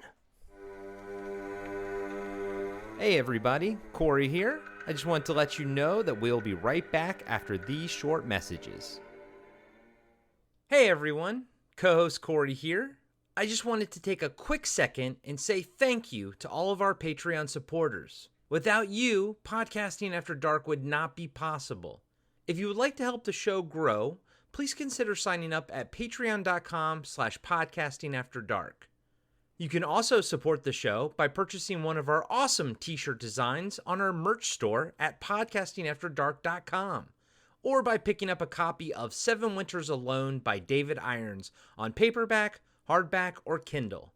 Just search for 7 Winters Alone on Amazon or click on the link in the show notes. A free way to help out is to leave us a 5-star review on Apple Podcasts and Spotify. Those reviews are huge for us and really helps get the show in front of new listeners. Again, thank you all so much for the love and support you've given us over these past few years. It really means the world to us. And now, back to the show. Cut to the police station at night, and you're introduced to Detective Guadio, who works with Sam, and he's in the middle of having a conversation with her. He goes, "Okay, I admit it." They're like in his office, by the way. Yeah. She's looking at files. He's looking at something on his desk. He goes, "I admit it. If you hadn't translated that Egyptian garbage that nut wrote on the victim's bedroom wall, we never would have nailed him." Sam says, "It wasn't Egyptian. It was Urdu. The death curse of Facet." Detective replies, "Which gave this yahoo the idea to stuff his grandmother into a trash compactor. I know." She goes, "You guys didn't have a clue." He goes, "There are a lot of good detectives busting their asses on this case." And Sam says, "Including me." And Guadio says, "I mean real detectives." Yay. Dick. Yeah, he's a dick to her, but she sticks up for herself too. And then Guadio says, why do you got to make it so tough? Come on, let me show you the city's appreciation. Hitting on her at this point. Yeah. Sam says, yeah, the mayor sends me a Christmas card every year. Guadio says, I could do a lot more for you. I can do a lot more for you than that. And Sam says, then talk to the chief about giving his special consultants a raise. Guadio says, I was thinking about dinner. Sam says, I know what you were thinking about. It shows. And she goes, I gotta go, I'm late. Dude, man, it's piece of shit. He's a piece of shit. I know, and it's the early 90s. It's that whole machismo thing. I'm going to be a complete dick to you, and then I'm going to ask you out, assuming you're going to like me because I'm good looking and I got a solid head of hair. Exactly. Which he still has, I think, by the way, in his IMDb photo. Yeah, no, he does. So God bless him. Yeah. Cut to a lecture hall at night. Sam is walking in as Mordrid is talking about the San Francisco serial killer known as the Zodiac Killer. Sam opens up a program for the evening and says, Criminal Minds and the Supernatural by Dr. Anton Mordrid. I wrote this down because it's important. This is what Mordrid was saying about the serial killer. In San Francisco, a killer who claimed his actions were dictated by the signs of the Zodiac terrorized that city for months. Although such a defense wouldn't hold up in court, there is a medical precedent for such a claim. The cycles of the moon have been proven to affect the tides, magnetic polarity, and human behavior. The word lunatic comes from the Latin lunus, which means moon. Hey, whenever things get too crazy, someone always remarks, there must be a full moon tonight. Which explains what you're all doing here. Everyone laughs. And by the way, I wrote this because I always write down the scene and everything. I just wrote that as Mordred's TED Talk. This is TED Talk. He goes, and this is cool because for the most part, the camera is directly on Combs speaking, and this is a lot of dialogue to get out. Yeah, no, I love it. This is great. I love everything he's saying. Yeah, he says, the basis for criminology is an understanding of the human mind, psychological motivations, thought patterns, and so on. But what is very often rejected by so-called experts is that our thoughts and beliefs are influenced by much more than what we experience here on the mortal plane. Mysticism, the supernatural, and the supernormal have been a part of man's experience from the beginning, and they cannot be ignored. Suddenly, Mordrid checks his pocket watch and looks at a picture of himself and a woman from many a long time ago. If the criminal embraces the fantastic as his motivation for violent behavior, can we afford to ignore motivations simply because they don't fit into our own limited notions of the order of things? I think not. Thank you. Audience bursts into applause, and Mordrid bolts faster than the Flash does in the new movie that apparently sucks. Myra and I remarked, did he use his magic to make them all give him a standing ovation? Oh, sick burn. My question to you is, and it's never resolved or addressed, but I was waiting for it to happen. I thought when he looked at that old picture of him and his old-timey wife, is she played by Yvette Nipar? Like, I don't think so. I thought and I don't think so either on the second time I watched it, but at first I was expecting that to be the plot line of his relationship with her, is that she was the reincarnated, his wife. I mean, I don't think it was. I like that idea. I get the sense that he just hasn't been with anybody since her. Yeah. No, I think that's the answer right there. I think I was just expecting it to be deeper, but it doesn't have to be. That's not necessary. And if anything, that would, at this point, that would be cliche. It would be cliche. Cliche. Insert fake whore. Fake whore. Cut to Mordred's apartment building. He goes to his door and there's a keypad right next to his door. It's very modern. Yeah, that's cool. Unlocks his door via the what is that called? What do we have now? The what are those door things called? The fobs or whatever, the door fobs. Yeah, I mean, we all have those things now. You can order on Amazon. It punches it in, walks in his house. Monitors are on once again, showing all the things going on in the world. He checks his watch, and the broadcast continues. News broadcast continues describing what has happened in Rio, like another attack, right? The one, so this is a little confusing because the one earlier in the film is describing another attack where Right. things have been stolen. Right. And this is another attack. So we are to believe, even though it's not shown, but it's discussed throughout the film, that Cabal has raided other places to get elements, Earth's elements, right? Yeah. Apparently one of the screens is playing a full moon movie. I read that too. Yeah. So the newscaster goes on and says, the industrial stones that are worth about $1 million remain a mystery as to their whereabouts. I believe they're diamonds. I think there are 1 million, whatever that currency is. It's not like $1 or something. Yes. So Mordrid turns the volume down on the television and puts another pin on another location on the map. This time it's Sinapichi, which must have been where Cabal did the other thievery, right? Yeah. Tomfoolery. Cut to the hallway of the apartment buildings. Sam's at his door asking for Mordrid, but there's no answer. She walks away. It's kind of like she's coming back, guys. Don't worry. Cut back to Mordred's apartment. Flips a switch by one of the old bookcases, and the front slides away, revealing a large closet. Inside the closet is his flowing blue cloak and the amulet. The amulet glows. Mordrid puts it around his neck. Again, very superhero-y to have like this hidden, place for your outfit and everything. Exactly. Mordrid moves over to a box, but it has like a cool dragon on it with like a diamond encrusted jewel with a latch. The latch is the arm of the dragon. He opens up the latch, and outside, when he opens it up, there's like a round glass orb that starts sparkling. Mordrid steps away from the orb and then shouts out, "Monitor, contact me!" The orb starts pulsating, and there's an electrical storm. Suddenly, we cut to the outer space, and Monitor says, "I am here." Mordrid continues, "The first and second signs have come to pass. Great quantities of basic alchemic elements have been stolen at the times and places predicted." Monitor says, "What does this tell you? Why does it sound like Robert Balzer?" From the old Video Man days. Yes. Mordrid says, "That the Death's Head has escaped." "That is so." "But how?" "You must cross over." "You know my ability is limited." "You must, and learn for yourself. It is not part of your duty?" Mordrid continues to stare at the crystal ball, and suddenly he's in some sort of like cosmic wind, and then his apartment starts getting like trashed. Mordrid walks over to the map, the giant map, and waves his hands.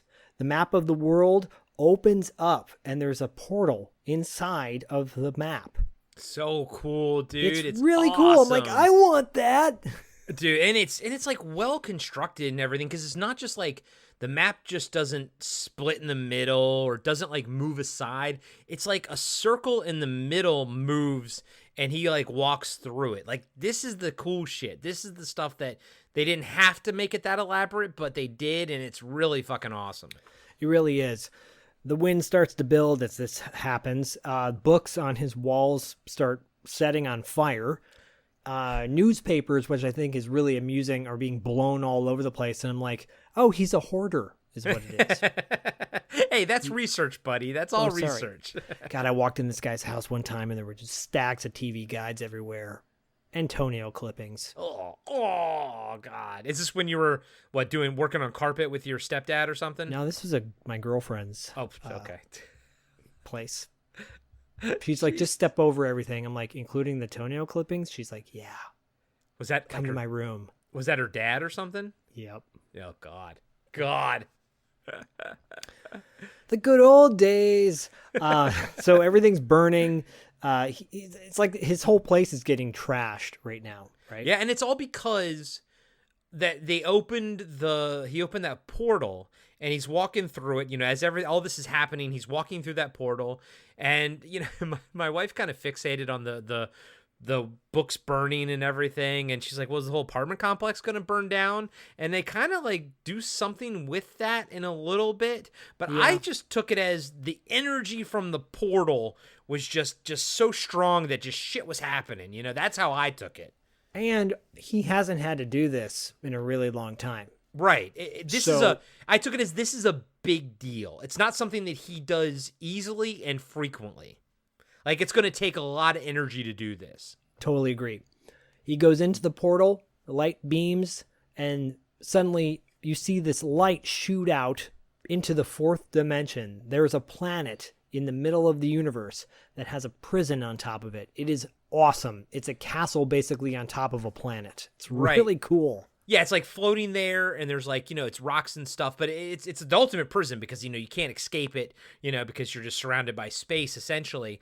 And here's the thing, it doesn't look the best, but I give it a pass because of how ambitious this movie is and how it's trying to be a giant MCU film, you know, 30 years before the MCU even existed, but it's trying to be that level of movie, but on a shoestring budget. And if anything, it's worth checking this movie out just to see them pull it off, like how the choices that they make, where they choose to spend the money and stuff like that. And I mean, it all works, you know, even if it's a little silly. I think ultimately every bit of this movie as a whole works because the ambition is just, you feel it. You feel that they're really trying to make something special with this movie. Yeah, I'm not going to push back on what you're saying, but I personally love it because, again, it's so like little kid playing with your toys type stuff, where if I saw this movie when I was like 10, I would have loved it even more because I'd be like, oh, that looks like my Masters of the Universe thing I do in my mind with my imagination. It's really cool. I think it's really cool looking. On that shoestring budget, it's total world building. Like, you have to just give in and have faith that you gotta love the fantasy. You just gotta love the fantasy, which we do. And yeah, and these are the kind of movies I do enjoy because I don't mind filling in the gaps, like world building and stuff like that. And yeah, it's inspiring, and I would have felt the same way had I seen this when I was younger for the exact same reasons you felt the same way. I mean, I went to film school. Like, I love movies. Like, when I was a kid, you know, like seeing stuff like this, I love figuring out how they did it. I love that kind of shit, you know? And so like sometimes when you can see the wire of something floating, I love that because then I get to see how it's made and stuff. So yeah, guys and gals, just go in with an open heart and an open mind to this movie, basically. Yeah, and the whole time we're talking fantasy, all I can think of is Aldo Nova's Fantasy. If you don't know that song, Fantasy by Aldo Nova, look it up. It's great. So yeah, the fourth dimension, this weird prison planet that looks like a giant torn down castle. Actually, it looks a little bit like Lord of the Rings, Fellowship of the Rings, where they go and meet the ring wraiths, or the phantom ghosts or whatever. Yeah. It kind of looks like that set. It's not too far removed from that. I'm like, this is pretty damn close to that. Yeah. So Mordrid appears on this planet. He's walking through the planet. He sees skeletons lying around.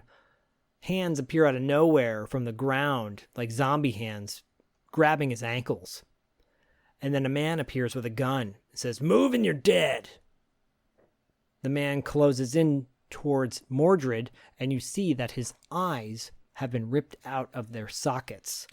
Correction, because he's going to say it. They've been melted, and they look gnarly. I love it. I think it's fantastic. Cool. They do. They look really cool. And I like this guy a lot. Gunner, he's only in this movie two scenes. Yeah. It's this one and a little bit later, but kind of like Adrian, that other character we'll see in a bit. He's fun. He chews up the scene, and I love watching this guy on camera. Totally agree. At that point, Mordrid goes, "Gunner, it's me." Gunner goes, "Well, I'll be damned. A friendly voice I never thought I'd hear as long as I lived. How the hell are you, son?" It's like Santa Claus with a gun. Yeah. Well, he's got like knight armor on, sort of makeshift knight armor with a little bit more like makeshift extra armor. But then he's got like a grenade launcher that's going to fire lasers later. I love all of it. I think that's great. I love seeing stuff like, traditional knight armor, but with a gun. I think that's cool, dude. Yeah, I think he looks kind of better than Man-at-Arms did in the Masters of the Universe movie. I mean, you're 100% not wrong. Yeah. Well. And so Mordrid says, I'm still at my post on Earth, Gunner. What happened here? Gunner says, we let our guard down. Mordrid goes, Cabal? Gunner says, see for yourself. He killed I don't know how many during his escape. Last thing I saw was the firestorm he conjured. It would have been kinder to kill me. Instead, he melted my eyes from their sockets and left me here as an example of what a cosmic son of a bitch he is. And the makeup effect on his eyes are great. It's really cool, yeah. Mordrid says, what about his followers? Where are they? Gunner says, he tried to take the hellspawn with him, but I beat him back with the last bit of magic I had in me. Now all I have to do is try and keep the lid on. Those ugly bastards. You get a shot of a hatch cover with that same symbol that he has around his neck, that backwards C, upside down G, whatever you want to call it. Yeah. And, you hear the pounding from behind there, that there's demons there, which is really cool. Gunner says, he's coming for you. He'll journey to the world of 3 dimensions and kill you. Mordrid says, he's already there and gathering large quantities of Earth's elements. So it's too damn late. No. And don't sell Cabal short. He's a tricky son of a bitch and a powerful alchemist. Brr. You may think I'm exaggerating the way I'm talking. He sounds just like that in the movie. Oh yeah, no, you're nailing it, buddy. It's like a Western guy. Yeah, it's great. I love it. Because it's a Western guy, but he's got armor on and he's got a gun. It's a hodgepodge, and I love this character so much. Me too. Mordrid, suddenly at that point, Mordrid says, I'm powerful too. He puts his hands over Gunner's eyes, and you see a beam of light, and he's restored Gunner's sight with a brand new set of eyes.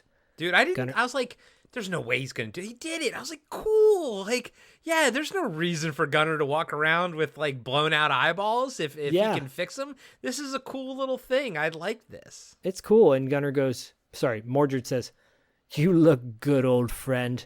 And Gunner goes, by God, I bet I do. I love that line. I love it. Me too. And then Gunner says, thank you isn't enough, and there's nothing left here for me to give you. Mordrid says, forget it, Gunner. Besides, you can't be a guard if you can't see. Hell, the monitors had you standing guard for 100 man-years. Do you see? That's kind of a cool idea. Like, my gathering is that he meant more to it than being able to see with eyes. Yeah, no, that was a deep comment that kind of, like a giant matzo ball on the table, it just gets left there. But I thought that was a cool comment, and I thought that it was ripe for examination, but it doesn't really go anywhere. It doesn't, because Mordrid says, I'm losing Earth time. Already days have passed since I've arrived here. And Gunner says, well, get back and nail that son of a sorcerer. That's very Filmation-inspired line right there. That son of a sorcerer.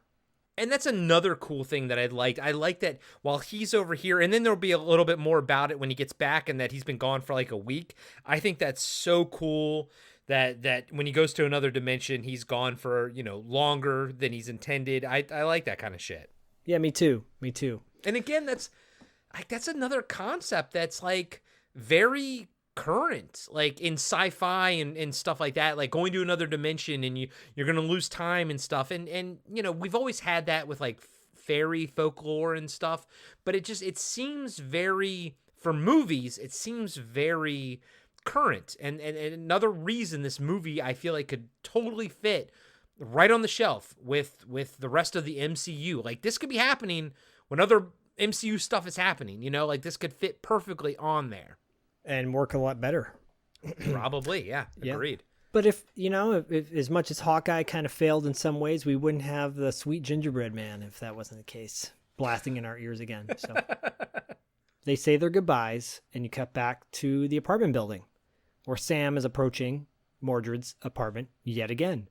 Mrs. Golding steps out and says, I wouldn't bother. I haven't seen him in a week. I tried to invite him to join the tenants committee, and he didn't even answer my note. Sam looks back at her and says, "I'll tell him all about it, Mrs. Golden." And She she's goes like, back now good night. And it's No, daytime. Yeah, it's daytime. Yeah, bright light shining through. Sam touches Mordred's door and steps back because it's hot. She gets her hand slightly burned. So is that just from the energy of the portal, essentially? Yes, that's what I'm taking. Yes. Right. So it's not the book's burning didn't really lead to anything. That was just a little byproduct. Yeah. And Mordred has magic, so whether there was a fire or not, he could fix it when he comes back.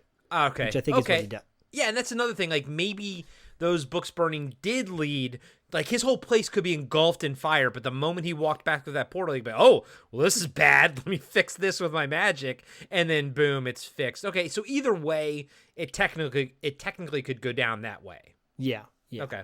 Sam runs over the fire alarm in the hallway and pulls it, or cracks it, rather. Suddenly, you cut to Mordred emerging back in his apartment. Cut back to firemen rushing down the hall, 2 firemen, one carrying a large axe. Tenants are all filed out of their rooms, freaking out. What's going on? Fireman grabs his axe and is about to chop the door with his axe.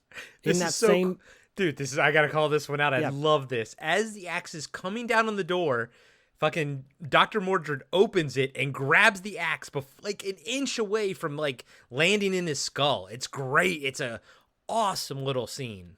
It's great, perfect timing, because he grabs the axe right before it comes down on his head, and he's like, "Hey guys, says, everything's okay." he goes, yeah. The fireman says, "This young lady called in a fire alarm," and Mordred goes, "There's no fire." And Sam says, "I knocked on your door earlier. It was so hot my hand was burned. I thought you were burning up in there." Mordred says, "Thanks for your concern, but I'm fine. Everything's fine." Police officer shows up and says, "I'm glad you're safe, sir." Sam says, "I'm sorry, guys." Police officer says, "Haven't I seen you at the station? Miss Hunt, right?" And Sam goes, "Yeah, that's right. Overworked and underpaid by the 10th precinct. Just like you guys, right?" Officer says, I just wanted to be sure I had the name right. Calling in a false alarm is against the law, lady. You'll be hearing from us."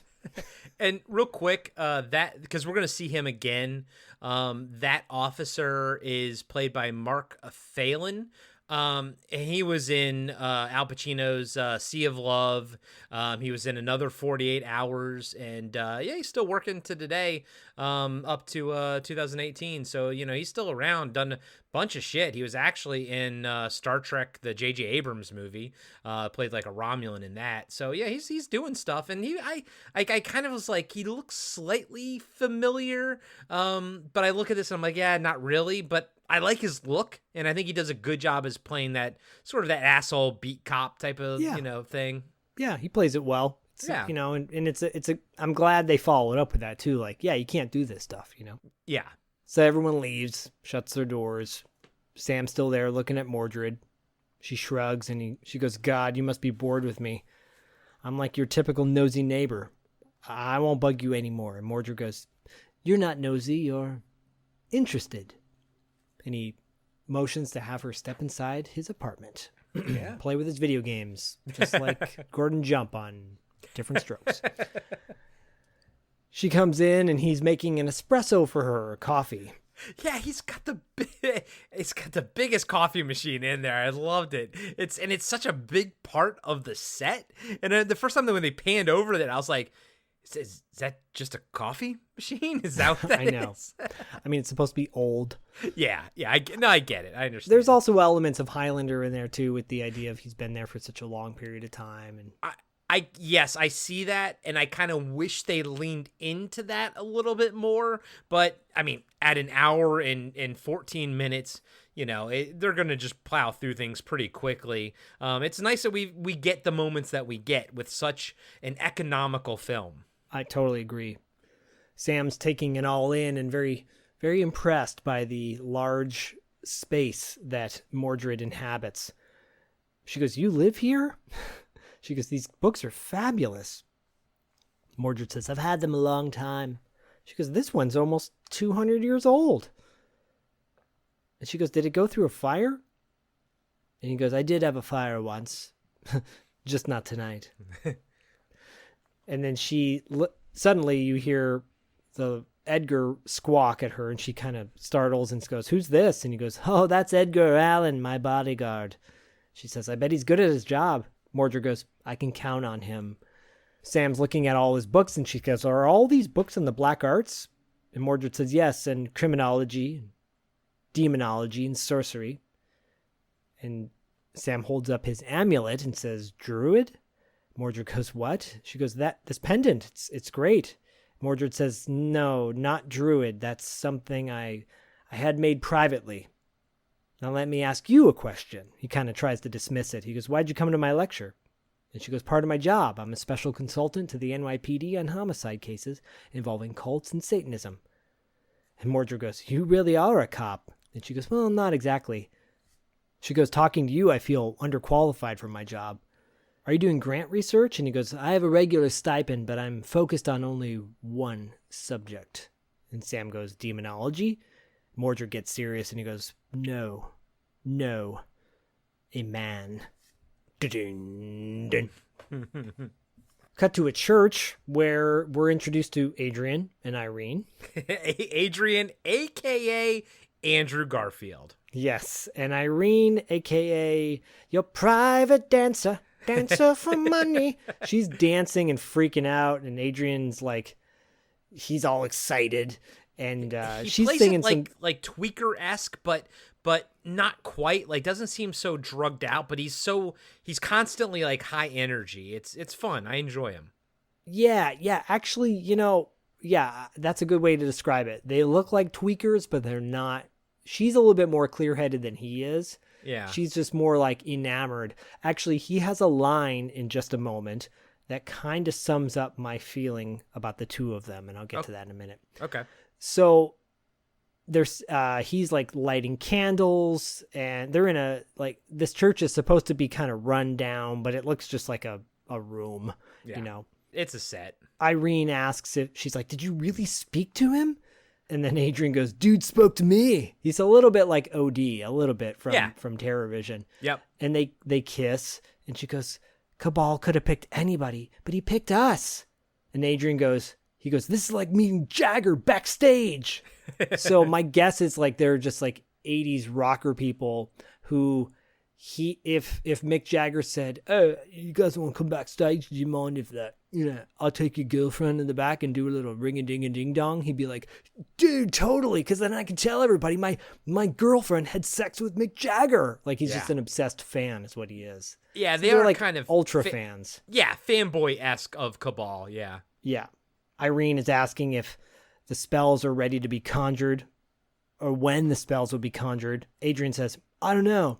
He just said to have everything ready by midnight and he'd give us a sign of what to do next." And Irene says, she gets like really serious and as she's lighting candles, and she goes, "Well, we just got to trust." Suddenly there's a big explosion. There's a stained glass window that explodes, and Cabal appears through like lightning storms. And he gives him like a little smile smirk, He's like, "Hey guys, I'm here." Ah. And he goes, "What's up? What's up?" You know that beloved commercial with the Oh, dude, I never wanted that commercial to disappear. I always enjoyed it. I never hated it. That's one of the best scenes in that Ant-Man and Wasp movie when Michael Pena pulls up to Ant-Man and Wasp and he's like, "What's up?" You know that beloved commercial from the 90s? Beloved. So great. Anyways, Adrian and Irene look shocked.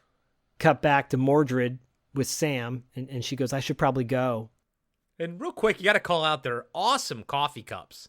Like the glass. I love glass coffee cups for like something hot. I think that's awesome. But then it's got like a metal like holder thing that kind of keeps it in place. I don't know. They're really cool. I just kind of looked at that. I was like, I want those. I want those coffee cups. Yeah, my friend Daniel was a very like eccentric dude who would always go to cool vintage shops or flea markets and find really unique stuff like that, and like frosted cups and weird, just funky. I love all that funky stuff. Yeah, me too. Sam says, "Now that I made it into the inner sanctum, I hope I'll see you again." And Mordrid says, "Well, if I can be of any professional help, want to use my library, feel free." And then suddenly, as she's walking out, she looks down on a little side table and sees an envelope. And she goes, "Is this my rent check? How'd you get it?" Mordrid kind of doesn't say anything. And she goes, "You own the building. No wonder you keep such a low profile. You're the landlord." I mean, look at his frickin' apartment, of course. And then Mordrid says, "Miss Hunt, you won't spread it around, will you?"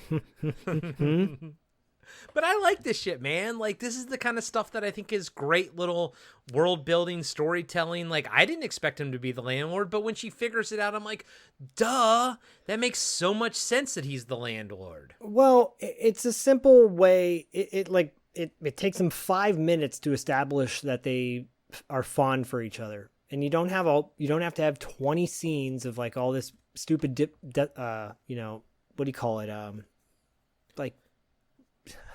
almost said deposition, but like, all this expository type exposition. stuff. And exposition. Thank you. It's something that Dustin on $2 Late Fee points out every now and then. He's like, I would chop half this movie out, Right. And I get it. Like, yeah. I do like movies sometimes, like Boogie Nights case in point, where, you have all these extra scenes, but you don't need those scenes. You just like those scenes. But then there's movies where they have all this extra stuff and you're like, you could have cut all that out. We talk about it on our show. This is one of those movies where they pretty much chop everything out they chop everything out. Yeah, no, this is one of those movies where we're just left with the bare minimum, but it gets the job done.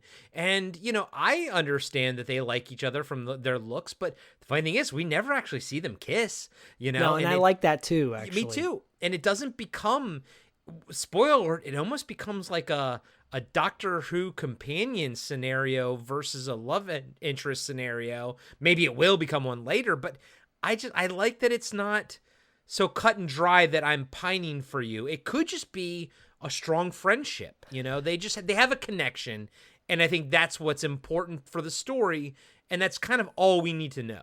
Yeah, and they have a mutual respect for each other too. Exactly. And then she throws out the line, "Will you get someone to come and fix my garbage disposal?" And he goes, "Done."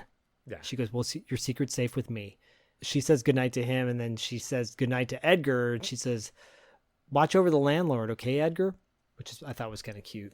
Yeah, me too. Yeah. Because most people would be freaked out, No, I mean, ravens are awesome, man. They're like one of the smartest creatures on the planet. Right. Cut back to the church where Cabal is observing the church, and he goes, "A house of worship in ruins. Very appropriate, Adrian." And Adrian says, "Hey, we were cast out of heaven, right?" And Cabal says, "That we were." Cabal opens up a case of jewels. Supposed to be diamonds, but, they're... Yeah. They're clearly, rocks that you can buy at the store. But, again, doesn't matter. Right. It is what it is. You just go with it. Adrian says, "See, it's just like you wanted it." Irene is there and she goes, "It appeared right out of the sky." Cabal says, "Perfect. The wonders I can create from this primitive earth." And then he says to Adrian, "What about the Concord labs?" I love this. It's like, suddenly he's asking about something so specific. And Adrian goes, "You can go anytime you want. We'd have to drive there." He's like, the place is in Jersey. It's in Jersey. Yeah. And then Cabal says, "That can wait." And the cool thing is the Concord labs don't come back to the conversation, really. No, they don't. But the Cosmopolitan Museum does, a.k.a. Yes. the Natural History Museum in Los Angeles. Yes. A lot to say about that. Yeah, I love that. He's like, "Well, that can wait then. We're not going to Jersey." And Irene... Fuck Jersey. Yeah. And he says, "What about the Cosmopolitan Museum?" And Irene says, "I drew the map myself." And Adrian goes, "Irene can draw great." I love that line. It didn't need to be in there. He's supportive of his girlfriend. She points out that the medieval exhibits are in the West Wing. And then a Cabal says, "What about the sentries?" Which obviously are security guards. Adrian goes, 4. Does that bug you? Cabal goes, "It's important to know the numbers of your enemies." And Adrian goes, "I can kill them all for you, man." He goes, "You don't have to tell us, but are you going to finance an army to slaughter the ignorant pigs?" And Cabal smiles and goes, "Something like that." dissolves to Corey's favorite scene in the movie. Adrian's gone. Yeah, Adrian's gone, and now, what's her name? Irene is there, Irene. completely naked, full frontal and everything. But again, unnecessary. If this wasn't in it, you could have had such a broader audience. And, as much as I think it's a cool concept to have a rated R superhero movie, I don't know if quote unquote Doctor Strange is the right vehicle for that. Like something like The Crow is perfect for a rated R comic book superhero movie. And I wish even nowadays, I wish there were more adult rated R comic book movies. But it doesn't feel like this one is the right place. But at the same time, I understand the rationale behind it, especially put yourself in the time frame, the VHS market and everything like that. There was no streaming. I don't even think there was the idea of streaming wasn't even around in 92. That wasn't even a concept any of us were even going to get. We were still living in a world of VHS tapes. DVDs were right around the corner. That was the next step. So I get it, man. I get Charles Band's rationale for putting this scene in. I do too. Look, I totally get it too. My personal preference is I wish he would have made it more kid-friendly because it would have been more accessible to, I think you would have garnered a bigger audience with kids because the kids would have wanted to re-rent it over and over again. He's clearly going for a older male demographic, which is fine, but maybe it's a little short-sighted because, if you get kids in there to watch it and then they'll want to rewatch it and then suddenly you're building a franchise because this, as we know, could have had the potential to be a huge franchise. We know that this was maybe going to be intended to be a franchise because, there was a sequel planned. Unfortunately, it never really happened. And so to your point, I think there would have been a better chance of a sequel happening with it being more PG. But at the same time, if it was going to be R, I kind of wish it leaned further into it and just gone full tilt boogie because as is, it feels like a PG movie with one scene that shouldn't fit, essentially. Yeah, exactly.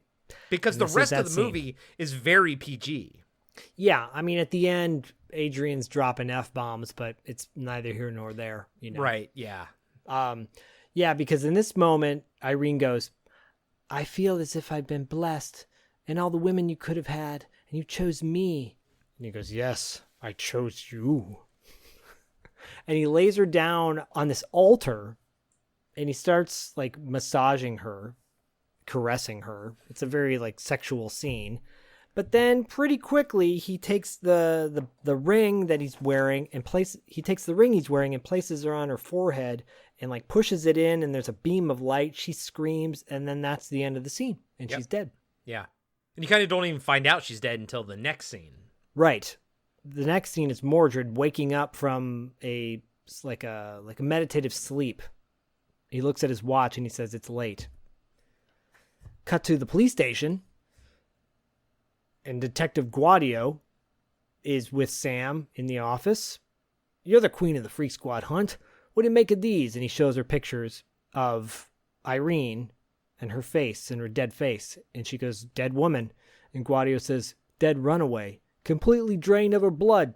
Folks filed an MJ report on her 6 months ago.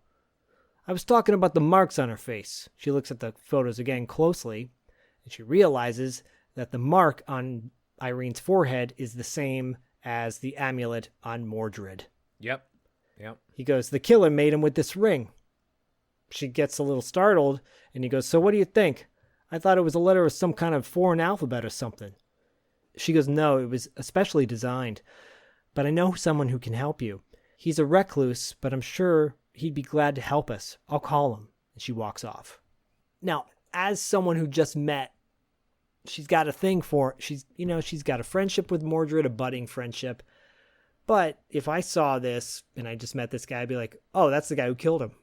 It's Mordrid. Yeah, and that's the thing, where the detective jumps to, I'm with the detective, given the information we have. Right? Yeah. Yeah, so am I. This next scene is really cool in my opinion. So Mordrid is sitting at his table. Oh yeah, I love this scene. And he's sitting in front of he's sitting at his desk, and he has a box in front of him. He opens it up, and inside there's several like crystal knives. They're supposed to be crystal, but it looks like they're plastic. But it's use your imagination. Use your freaking imagination, eh? Yeah, suspension of disbelief. They're cool looking. I wish that we saw more of this, because this is really neat. Essentially, I'm just going to steal it from you because I love this scene. Yeah. Essentially, he takes the knife out, and it's clear. It's like supposed to be probably clear crystal or something, but it's plastic. He takes it out, he looks at it, then he kind of like meditates a little bit and then pulls it into himself. The dagger turns into energy and goes into his own sternum. So he like does that, and he does it with another one. And what you're going to find out is that he's basically absorbing these and using them as projectiles later. It's so cool that I wish we saw more of them. We kind of only see it in one moment. But I like what happens when he does shoot them, because it does look like a dagger flying out of his hand. But I love the fact that they gave us this moment to see how he actually energized. They didn't have to, man. He could have done the action later and had the dagger shoot out of him. I wouldn't have even questioned it.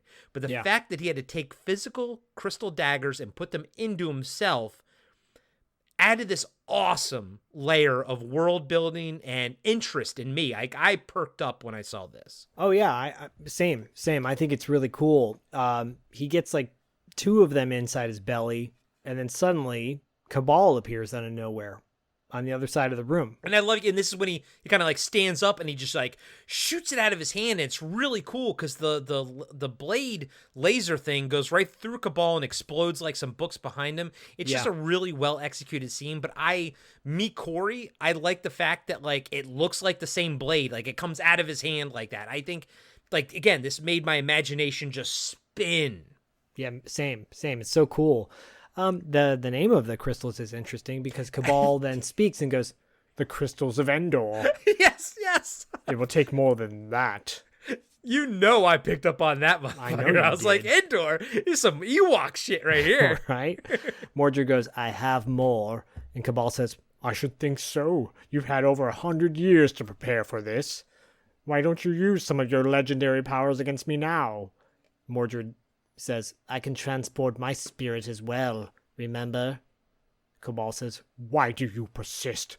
Why care what happens to this vermin? What difference does it make if I want this dying planet?" "That's not what our power is for." "What then?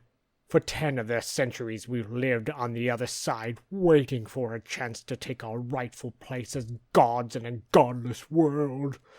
"A sorcerer is not a god." "He is if he chooses to be, if he teaches these animals the real meaning of fear by bringing forth their worst nightmares from the other side. Nightmares I can control. A world of slaves just for us if you choose not to fight me." "I still guard the pathway." "Like you guarded me?" "I'll have use of the pathway. The fabric of the 3rd dimension will be ripped open, and the demons will be loosed, and all you'll be able to do is listen to their mortal screams." "It's not their screams I'll be hearing," says Mordred. Cabal finishes and says, "You're a fool, Anton. The people of Earth would kill you if they knew what you really were, and you choose to protect them?" "They're primitive in many ways, but I've taken an oath to protect them, and that's what I'm going to do."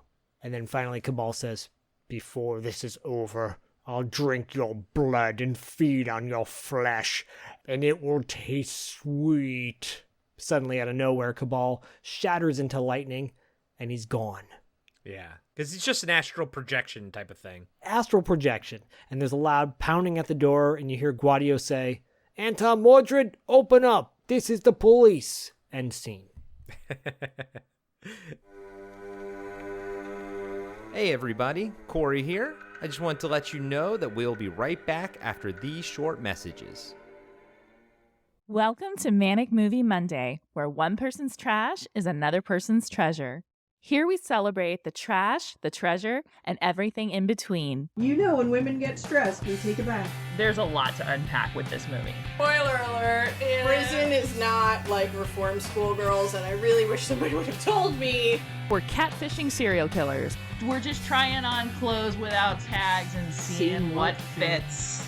Everyone is wearing mail order lingerie. So join us every other Monday and stay manic. And now, back to the show. And we only have like freaking 20 minutes left in the movie. It's crazy. I know, it is crazy. So it's a great moment. You know, it's one of only two scenes that the hero and the villain have together, because the final scene they have is short and sweet as well. But it's enough for you to know what's going on. Yeah, and we always talk about, you know, your hero is only as good as your villain of the movie. I mean, there's a reason Star Wars is so world-renowned. Darth Vader was a great villain for Luke to overcome. Any movies like this, if your villain is weak, it's going to be a bomb. It's going to fail. And here, like, having them, you know, talk to each other here and everything. Yes, Brian Thompson is playing it a bit bigger, you know, like we said, and Jeffrey Combs is playing it a bit more focused and precise, but they work together because that's also their different characters. Like, one character's supposed to be more bombastic, and then one character's supposed to be more reserved and everything. I think I think it's perfect casting, and I think it's a perfect matchup as a villain to a hero. I totally agree, and I also want to point out we're already like almost double the amount of time that this movie is in our breakdown. Yes. So now Guadio is bringing Mordrid in the front of the police station. Sam approaches and asks what the hell's going on. Guadio says, I'm questioning your neighbor on suspicion of homicide. Mordrid says, I'm afraid they won't listen to me. Guadio says, I'll listen all you want in the interrogation hall. Guadio yanks the pendant around Mordred's neck off, and Mordrid goes, I need that. Guadio says, you don't need nothing. Now get them the hell out of here. So Sam's apologizing to Mordrid as he's being taken off. Sam yells at Guadio, says, are you crazy? And Guadio says, no, but you must be. She goes, Anton Mordrid's a respected researcher of the black arts. I sent you to him so you could help solve the case. And Guadio says, which he did as soon as I saw this, and holds up the pendant. He goes, it's the same burn marks on the dead girl's face. And as soon as I question him, he'll start talking about blood spells and all kind of bullshit. Sam says, he didn't kill that girl. And Guadio says, so he's an accomplice. Maybe it's a cult thing. Like, Guadio's not wrong, and Sam's not wrong in her own mind, right? Yeah, no, I don't think Guadio is wrong. You know, whether he's a piece of shit as a human, I don't think he's a bad cop in this regard. Totally agree. From there, you cut to the interrogation of Mordrid. Guadio's questioning Mordrid, asking about the pendant. Guadio says, a philosopher's what? Mordrid says, a stone. And Guadio says, what is that? Like the Blarney Stone? And Mordrid says, it's a vessel, a cup, that the alchemist used to combine his elements. There's one on display at the Cosmopolitan Museum. Guadio says, well, if I were a wizard, Mordrid says, alchemist. Guadio says, whatever. What would I mix in this cup, huh? A newt, dried spiders, human blood. That girl we found didn't have a drop of blood in her. Mordrid says, you might use blood. The other end of the spectrum would be a radioactive element. It depends on the spell you want to cast, and that depends on the sorcerer's intentions, good or evil, and I guarantee you, Detective, Cabal's intentions are worse than evil. So Guadio continues and says, Doctor, I'm trying to believe what you're telling me. I know about divine good and ultimate evil. I was an altar boy for 5 years, and my cousin Angelo, he's from Jersey. He's taken his vows for the priesthood. But my police training's telling me that you're full of shit. Until you start making a little more sense, I'm going to keep you here. That's my job. And then he leaves. Guadio's in the hallway. This is a funny scene. He's trying to get a cup of coffee from the coffee machine. He's pissed because the money he put in is basically just eating up his money. Sam gives him more money. Tries to get a coffee. No luck. Guadio says nothing, which is just what I'm getting out of that fruitcake friend. And then Sam's like, why don't you let me speak to him? Guadio goes, I'll be a son of a bitch. You like this guy. Sam's like, I just want to talk to him. Guadio says, no chance. Sam says, he might tell me something he wouldn't tell you, okay? You want a link to that murder? You're going to need more than what you got on him right now. And Guadio says, according to you, he's got nothing to do with the killing. Sam says, I don't think he does, but he might still trust me. I'll keep the statement recorder running. That's important because she brings it up again. And Guadio says, you're goddamn right you will. If he's such a great magician, see if he can get my money out of this damn machine. Sam walks off and goes to the interrogation room, and then suddenly paper cups shoot out of the machine and quarters all over the floor as well. Yeah, so did Mordrid do that? Because when Sam now I know that the detective kicked the machine, right? But then when Sam walks into the room, Mordred's making like hand motions. It's very Doctor Strange-esque, but he's not like laughing or saying. He's just kind of sitting there doing hand motions. I took it as he did that, like he fucked with the machine. I like to think that too, and I'm going to say yes. I'm going to say yes. But also on the same side of that coin, there's no way that detective would let her into the interrogation room. Right, yeah, exactly. Sam comes in the interrogation room. She apologizes to Mordrid. And Mordrid says, your detective friend isn't too bright, is he? And then Sam says, do you have a lawyer, someone I can call for you? And he goes, they took my amulet away. Can you get it back? Sam goes, it's in the lab. And suddenly, out of nowhere, I love this. Mordrid, he was cuffed at the time. Yep. Is able to remove the cuffs, no problem. And then he kind of just does like a wrist flick, and they sort of fall off. It's very showman. I like it. I like the movement, the hand movement that he makes. But yeah, then they just fall off, and he kind of just hands them to her. I think it's really cool. And then it's a great bookend when he puts them back on later. Yeah, I love that. But he says, he goes, kindergarten stuff. He doesn't say kindergarten stuff. He says kindergarten stuff. I'm like, that's not proper pronunciation for a guy who's supposed to be so proper. Whatever. Don't be fooled. Picking locks and walking out of here isn't the problem. The problem is my mortal form.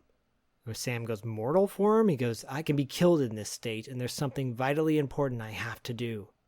Sam says, I think you should seek some counsel. It's just like, I think you need a lawyer, buddy.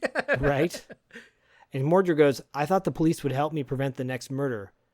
Cabal is a criminal who uses mortals to do his bidding. And she goes, is this the guy you're writing a book about? Is he involved in all this? And Mordred goes, I'm not writing any book. And I'm not doing a study of an abnormal person who believes he has magical powers. And then he goes, Sam, I need to tell you something. Show you something so that you'll comprehend the magnitude of what's going on here. Why I cannot be held here. And Sam goes, everything we say is being recorded. And Mordred says, well, just as long as you hear me. That's cool, because he's like, yeah, just as long as you hear me. Like, He doesn't give a shit. And you don't even need an explanation. I can totally, if he gets his amulet back, he can fix everything. I got no problems with that, Totally.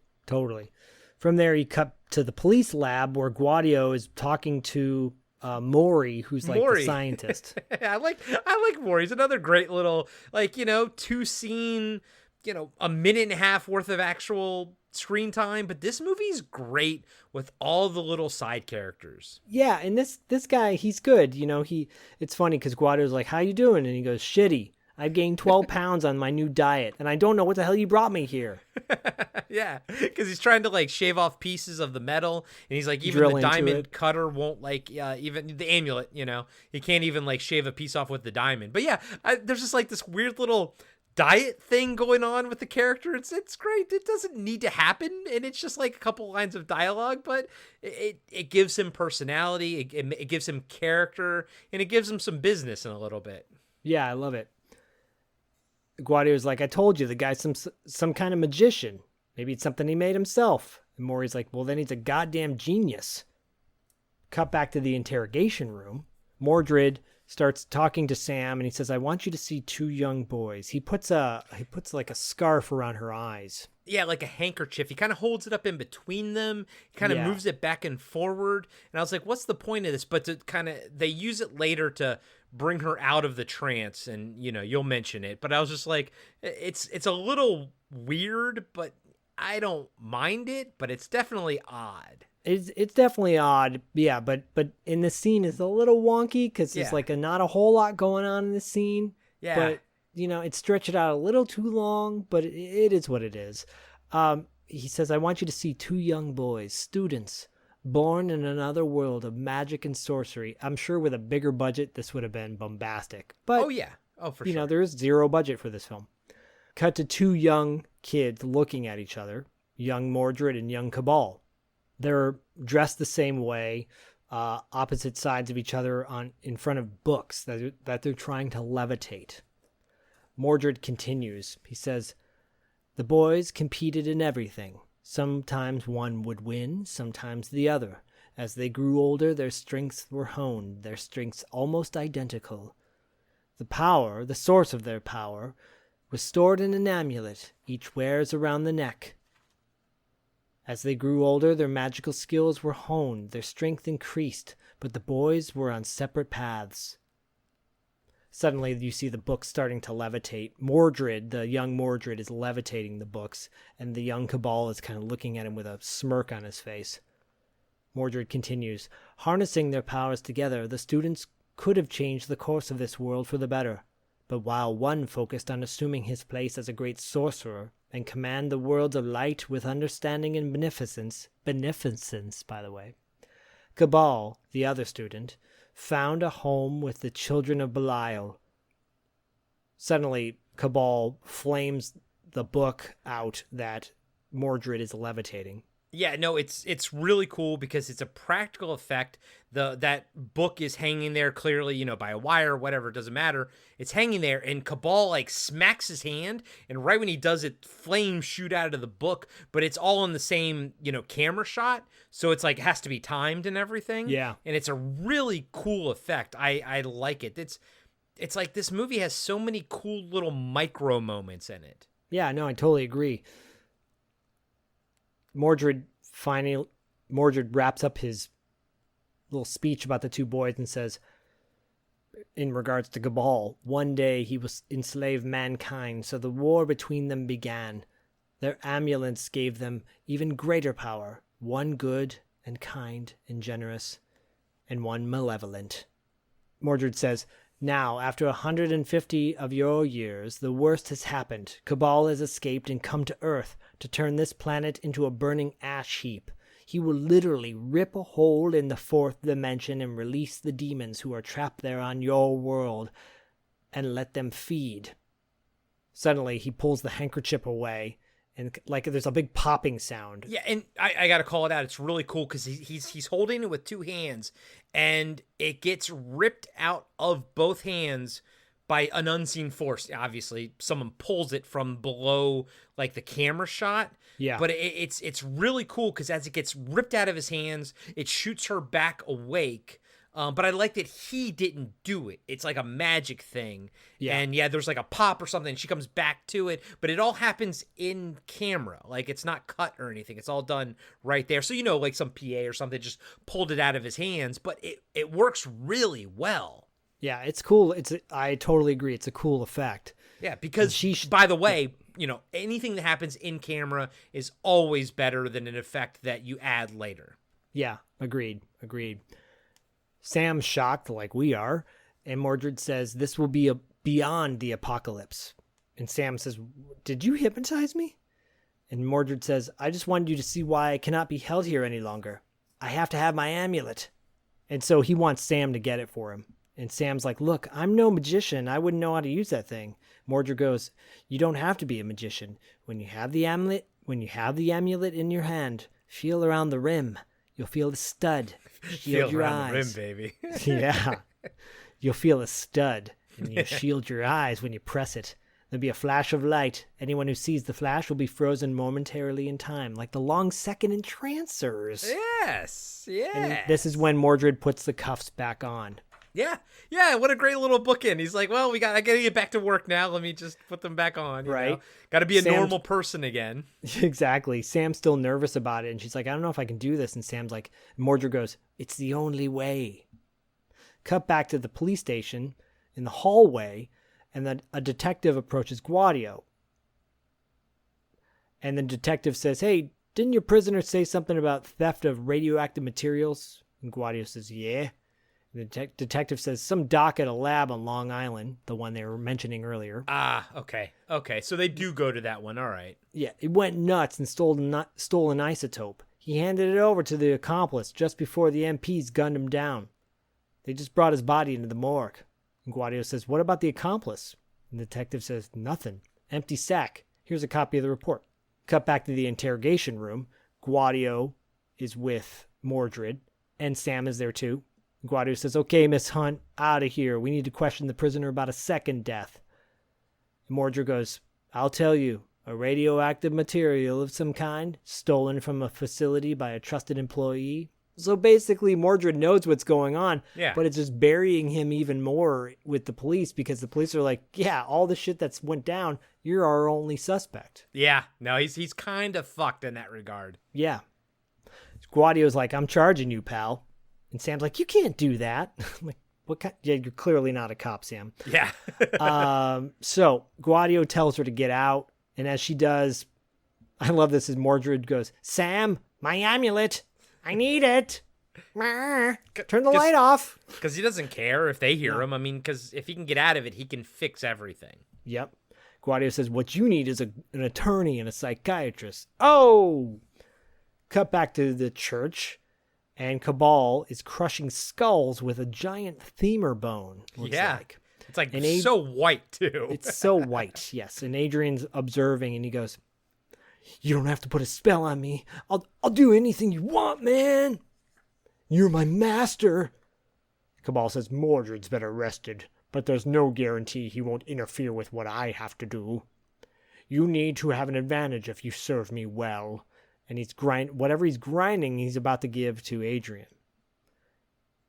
He takes like this powder and starts sprinkling it over Adrian. You see these sparkles around him. And Cabal says, for the next 12 hours, no physical harm can come to you. Adrian goes, fucking hey, just tell me what to do. Bring me those diamonds. Cabal says, the surgeon has his scalpel and lasers. The alchemist has the essence of the elements as his tools. And then from there, that's when it cuts to Adrian at the police station on like a platform, like dancing. Where they park the cars, dancing, kind of OD, like the dance OD kind of does, like dan. But he's got a bottle in his hand. It's a Molotov cocktail that's not yet lit. Yeah, no, and his ADR doesn't quite match like his mouth too. It's kind of weird, but whatever, it's fun.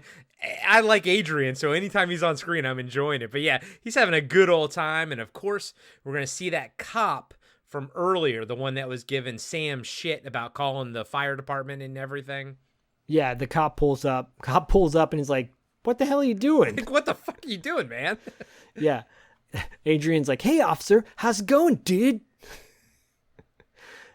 Adrian then lights the Molotov cocktail and throws it at the cop's cop car. And he goes, I'm giving you a taste, dude. He fires it up. The police car gets engulfed in flames, and then Adrian like yells out, he's better than the 4th of fucking July, man. Woo! Cop pulls a gun out and tells him to freeze, and Adrian says, go ahead, man. I don't give a shit.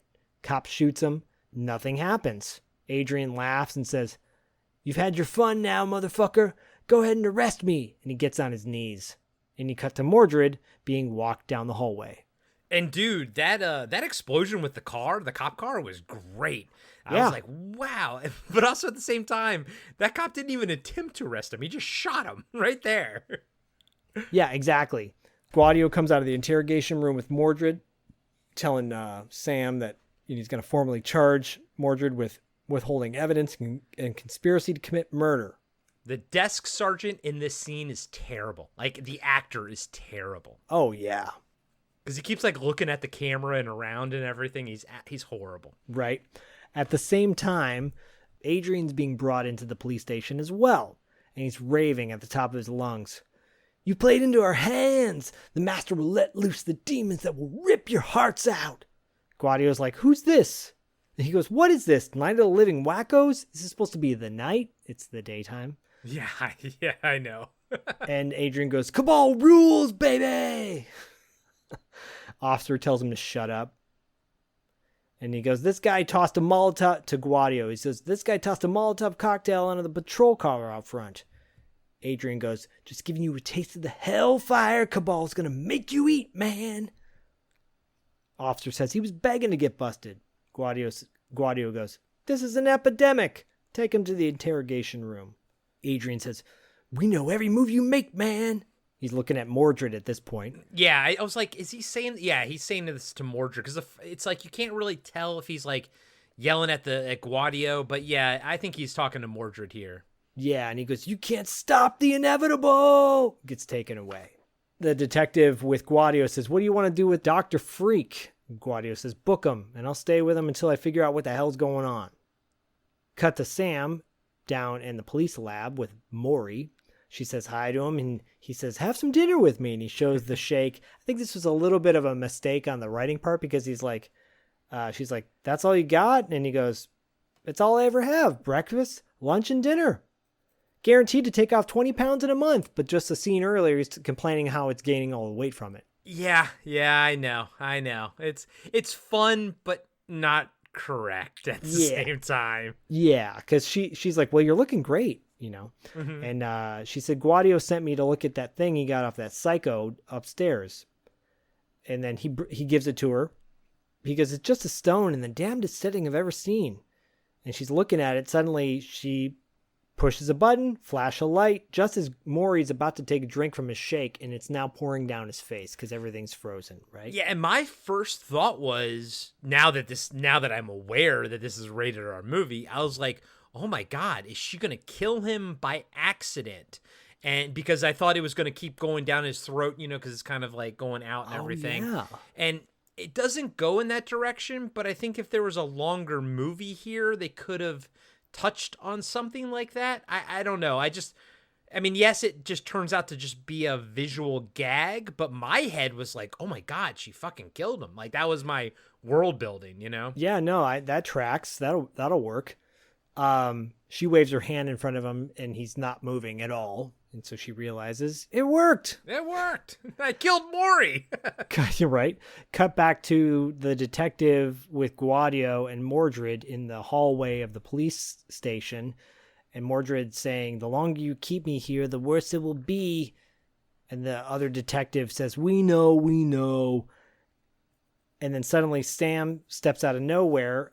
And Guadio says, Sam, I'm sorry, but I got to charge him on suspicion at least. You understand, don't you? and Sam goes, sure, Tony, you're just doing your job. And then Mordrid knows she has the amulet, and he yells, now, Sam, and she pushes the button.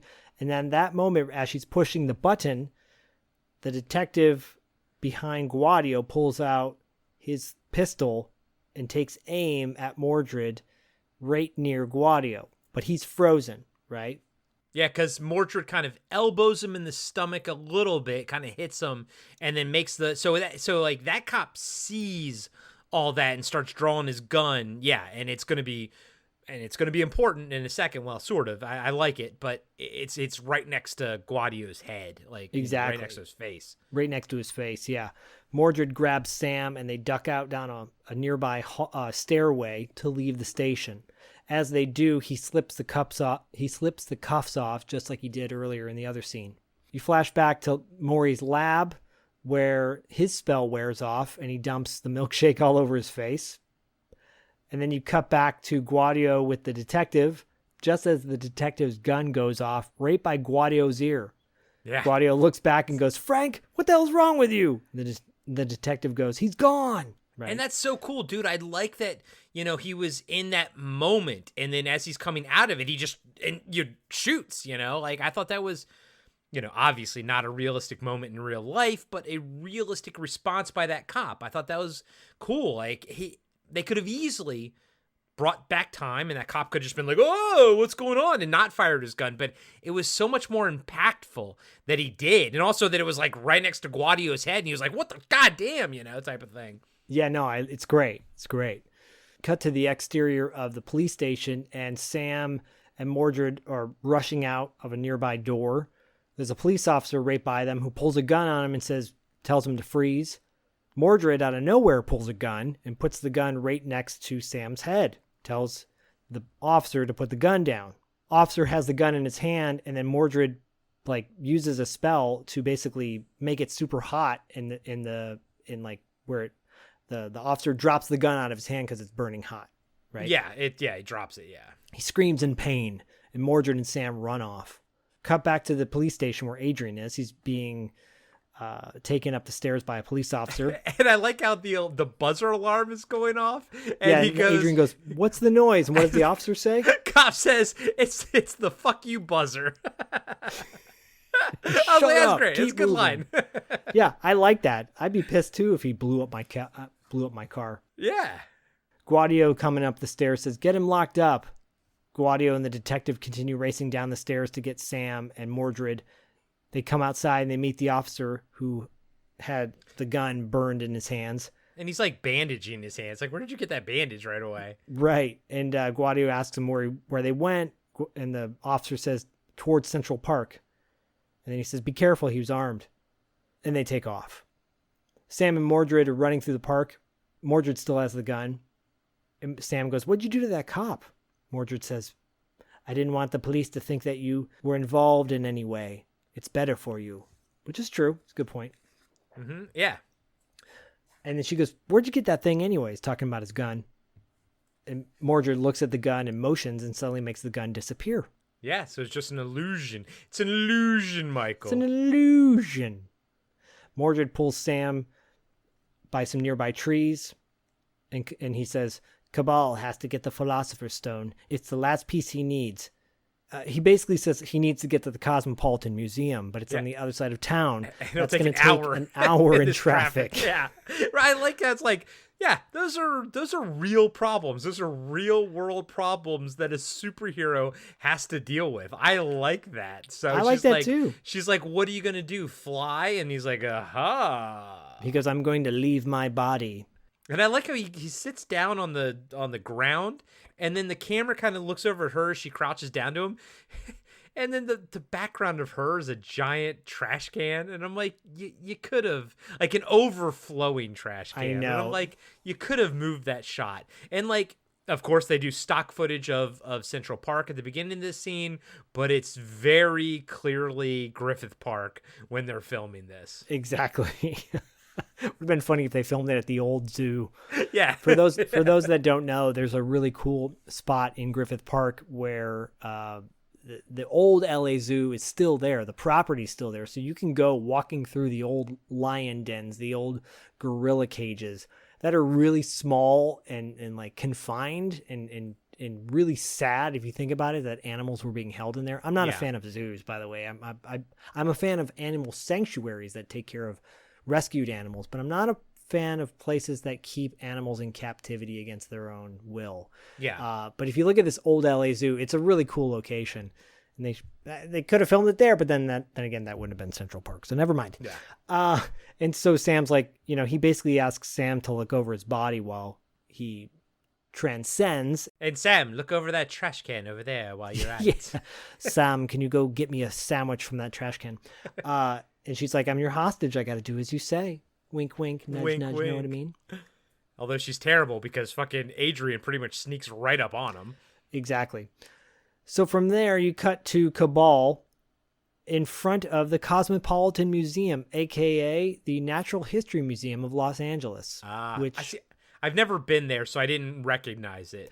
Oh, I have. So I'm like, I used to go. I've taken Bodhi there probably at least 24 times, and it's cool that they use the Natural History Museum at least. I'm like, oh, it's great that they got. Then they actually film in one of the real rooms there. Where is that located? Is it over by the La Brea Tar Pits? No, it's over near USC. Gotcha. It's over. I have been there, but I haven't been into the. I know exactly what you're talking about. I haven't been in there, but I think I've been to like the planetarium or the IMAX that was over there. Yeah, literally across the. Okay. Across the street from it. Yeah. It's so right yeah, next to it. It's right by the light rail. You can get off of the light rail right at it. Over there by USC. Okay, yep, I know exactly what you're talking about. Very cool, very cool. Highly recommend you go to the Natural History Museum, aka the Cosmopolitan Museum. Sure. So he's out front, sitting down on a park bench with a real bitch of a lady. with his box. And yeah, this old lady decides to sit down next to him. He's got all the ingredients in his case, and he pulls out a red liquid in a bottle. And he goes, "Beautiful day, isn't it?" to the old lady. She looks at him all annoyed and worried. He goes, "It might be the last one for a long, long time."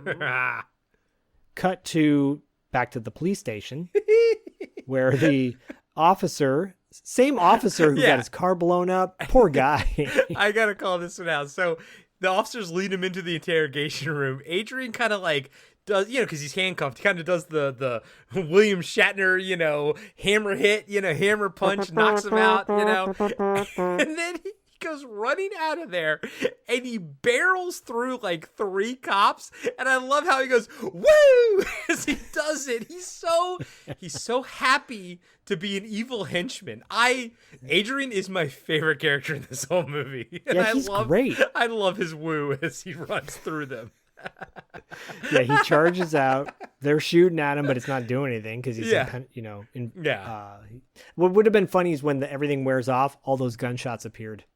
Yeah, because, it's going to happen. That's going to happen right after this scene. But, yeah, he goes running down the street, and actually the Guadio actually takes a shot at him with the shotgun. And I'm like, I don't think you should be discharging a shotgun on an open street like that. But, okay. And I like how there's this, like, cop in the background who just, once he hears the shotgun, is like, what the fuck? And just, But, Adrian doesn't take any hits or anything. He's out. He's off running. He's out there. Woo! Yep. He's out there.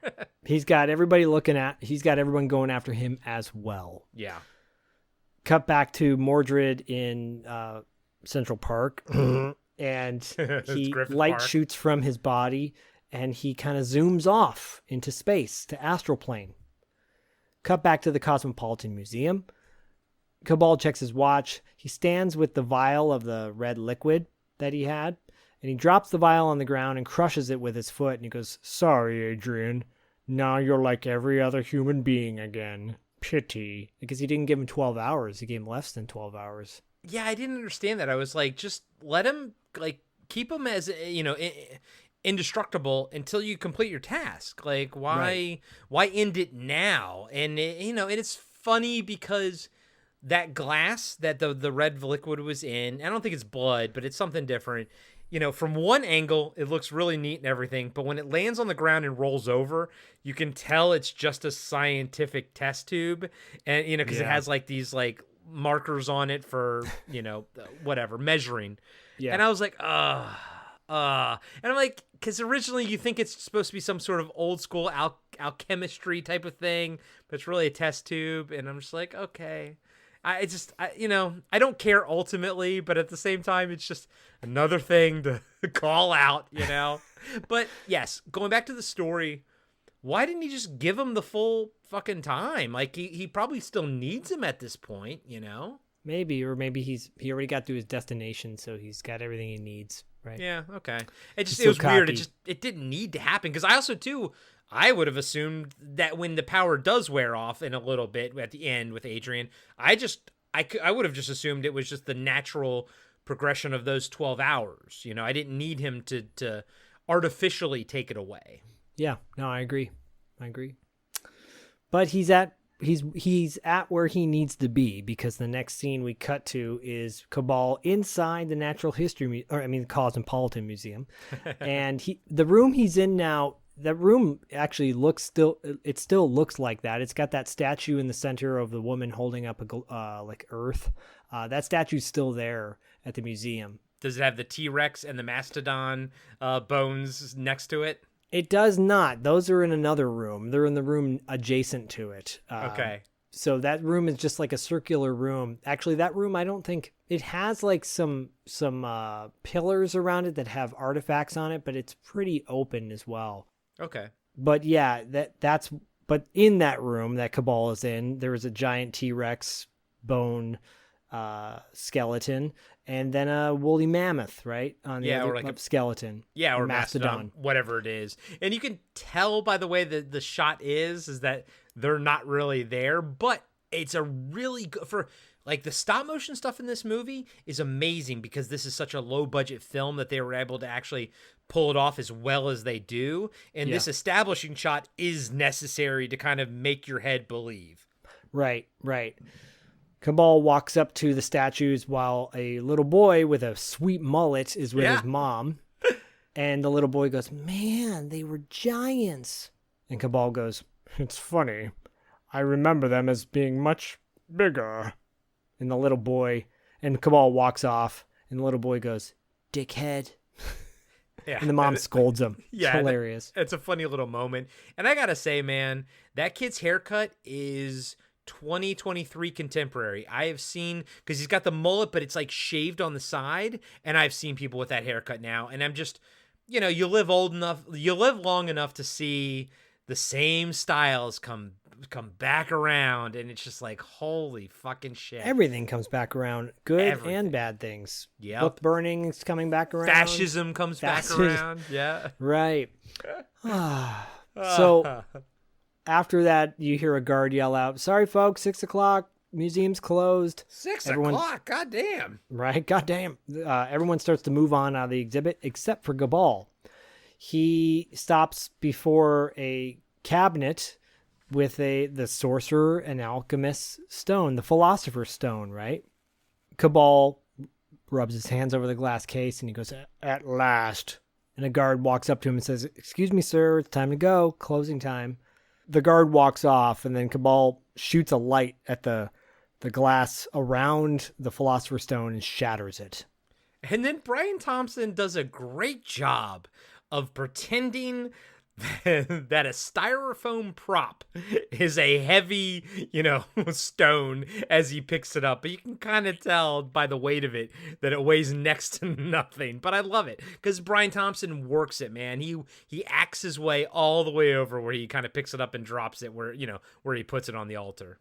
Yeah, well, he puts it in a new location, yeah, and then he starts talking like Jerry Dandridge in Fright Night, saying, minions of darkness, I summon your power. Demons, hear me. I command you. Use your strength to set yourself free. And cut to the fourth dimension where you see the hatchway that we saw earlier where Gunner's guarding it is like getting banged out from the inside. Getting banged out by the inside. Isolate that one. Gunner's watching everything go on. Cut back to Cabal, who's pouring his glitter soap into the philosopher's stone. Yeah. I'm like, oh, I had that. I made that with my students when I was a teacher. And then suddenly Mordrid appears. In his blue costume, but sans cape. And I'm like, I know. Oh, and I'm not going to lie, man. The costume's kind of lame without the cape because there's also no accent colors. It's all the same blue. The cape had that inner gold, and that's what kind of like gave it that sort of accent. Dude, I mean, yes, this is a B movie, a shoestring budget B movie, but literally, if I could change one thing about this entire movie, it would just be to give him his cape here in the final scene. Yeah. I would pay to have it CGI added back in because it would, his whole, why is it not there? That whole outfit looked great. Why is the cape not in the finale? It's weak sauce. It's got to have it. It's the only bit of weak sauce in this entire fucking movie. I totally agree. This is when Cabal is like, the gateway will be open to you. And that's when Mordrid says, it won't be that easy. Mordrid stands at the entrance of the museum without his cape. And Cabal says, why do you persist? My children are waiting on the other side. And Mordrid says, you'll be joining them soon. Cabal says, I think not. Their fate is well sealed. Suddenly, Cabal shoots a light dagger at Mordrid, but what happened to Cabal earlier in the movie happens to Mordrid, goes right through him, and it doesn't affect him. Yep. And Cabal says, I thought as much. You know you have no power over me in this state. Mordrid says, but I can still cast a spell. Dude, and he kind of does this really quick hand motion because he's kind of just standing there, but he's like, but I can still cast a spell, and he goes boom, and he just moves his arm really fast and just shoots lightning, a laser bolt type of thing at Cabal, blasting him backwards. I just loved how quickly Jeffrey Combs went from being sort of standing idle to being in action. And that's what I think is really cool about the Mordrid character. Like I said, he unlike Cabal, he's more subdued, he's more focused, but this moment right here shows that he's always primed and he's always ready. And I like that. I just it's weird, guys. I just like how quickly Jeffrey Combs sort of did the motion and just shot the lasers out. It was really cool. Yeah, totally agree. And then this, of course, causes Cabal to resurrect the Tyrannosaurus Rex skeleton. So cool. And to life, and it comes to life, starts moving around, and you see the museum. There's 2 museum guards in there that hadn't done anything to Mordrid or Cabal earlier, and now they're attacking the T-Rex. Yes, so my wife and I had so much fun with one of those security guards. So one of the guys runs into the room. His eyes are like already on the T-Rex, and then he looks down to where his mark is to stand on his mark, and I'm just like, oh, guy. Yeah. Like, I was telling my wife, I was like, look, what he's doing there, the actor is looking down to look for his mark. And honestly, from what I understand, what I've heard from actors, that is one of the harder things about their job, is to look for your mark where to stand, but not look like you're looking for your mark, don't act like you're looking for it, and just to see it, and you have to nail it. You have to land on your mark because, guys and gals, if you're not familiar, there's usually a little X on the ground, like in gaffer tape, and that is where the scene is lit. So the actor, if they're moving, they have to stand there specifically because that's where the scene is lit. And you also hear about, sometimes there's people that are stand-in for actors and stuff. That's so they can light those scenes and everything and then have the actor stand where they're supposed to be. But you're never supposed to look down at your mark. In fact, it's made fun of very subtly, but very great in Ghostbusters during the commercial that Sigourney Weaver sees on TV. If you notice, when they all step forward, Egon looks down because the actor in his head, he's like, Egon would look for his mark. He looks down, not Harold Ramis, but Egon, the character, looks down at his mark, and it's fucking hilarious.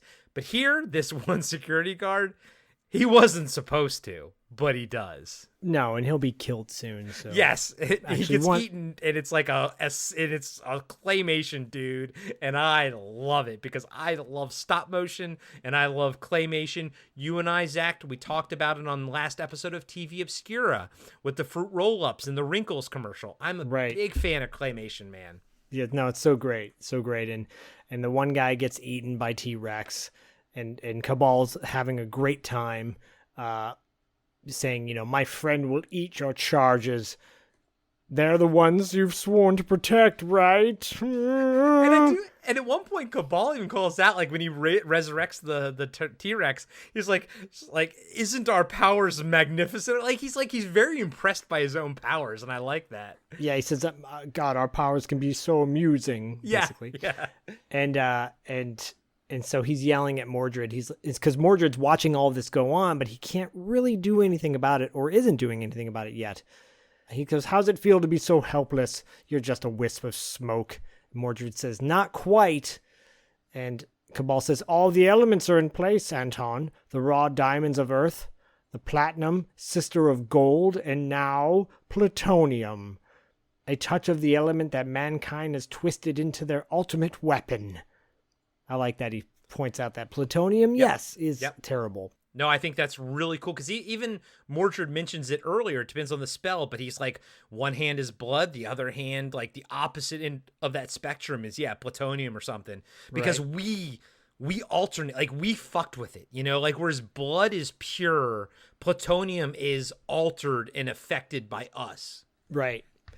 And then Cabal slits his hand with a piece of glass. And he says, and a taste of the blood of their future king. Man's last days on Earth are here. So one guard is dead. Now Rex is stalking the other guard. And at that point, Mordrid resurrects the skeleton of the mammoth, the mastodon. And when that happens, the mastodon and T-Rex start battling each other. And it looks fantastic, guys. Yeah, it's cool. It really does. I mean, it can be put up to any movie nowadays, and it looks so good. And Cabal continues to yell for his children in the fourth dimension, to prepare themselves for war. And this is the point when the two fossils are battling each other. One of the guards who survives runs off, and Cabal is yelling at Mordrid, saying, "It's no good, Mordrid. You're too late." Cut to the fourth dimension, where Gunnar is shooting at the portal where the monsters are starting to come out of the pit. And Gunnar says, "At least I'm going to go out fighting." And he's shooting at the door as the monsters are trying to come out.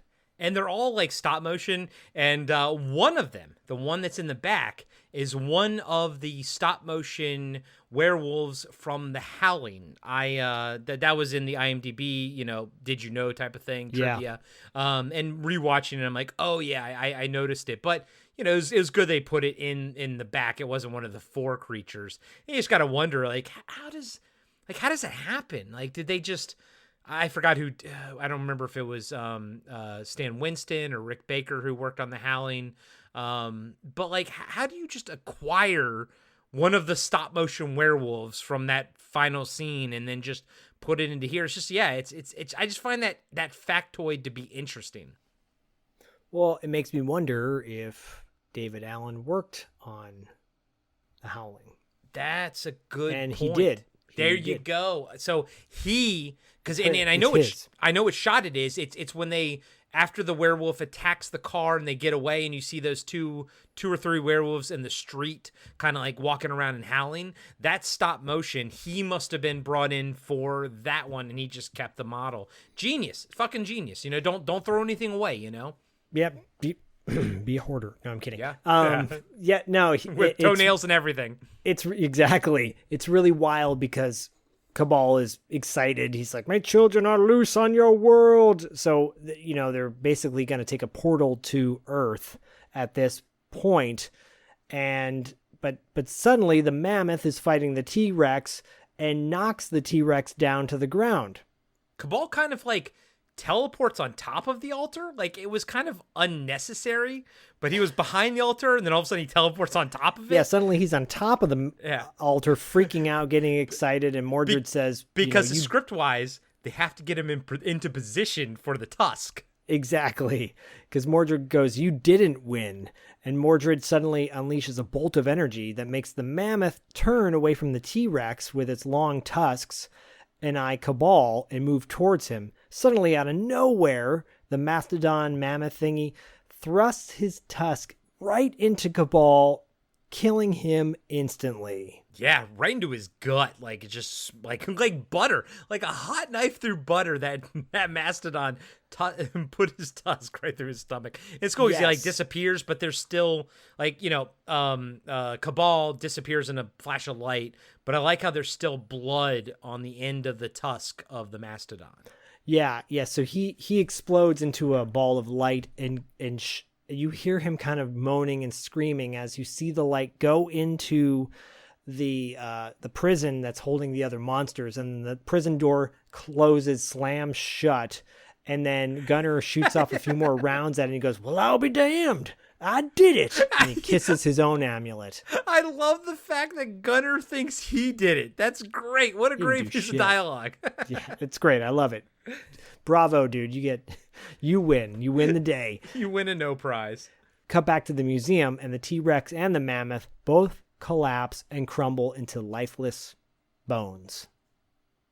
Mordrid fades away and turns into light as he zooms back to Sam in the park, where Adrian is already on top of them with a knife, and I'm like, "Sam, you're the worst fucking lookout ever." Yeah, she's no cop. No. And so right at that moment, you cut back to Adrian with a big blade. Sam's struggling with him, and he's trying to shove the blade into Mordrid, and he's yelling at Sam going, "Don't fuck with me, lady. I'm on a mission from the master, and this man's gonna die." I wanted him to say, "I'm on a mission from God." Exactly. And then suddenly, Mordrid comes to life, catches the knife before it's plunged into him, is able to get away from Adrian, tells Sam to cover her eyes, presses his amulet to freeze Adrian. Sam says, I thought you'd never get back. Mordrid said, you were supposed to guard my body. Right?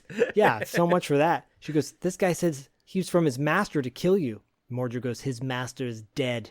And she goes, well, in that case, she kicks him right in the crotch. Suddenly, Monitor is speaking to Mordrid.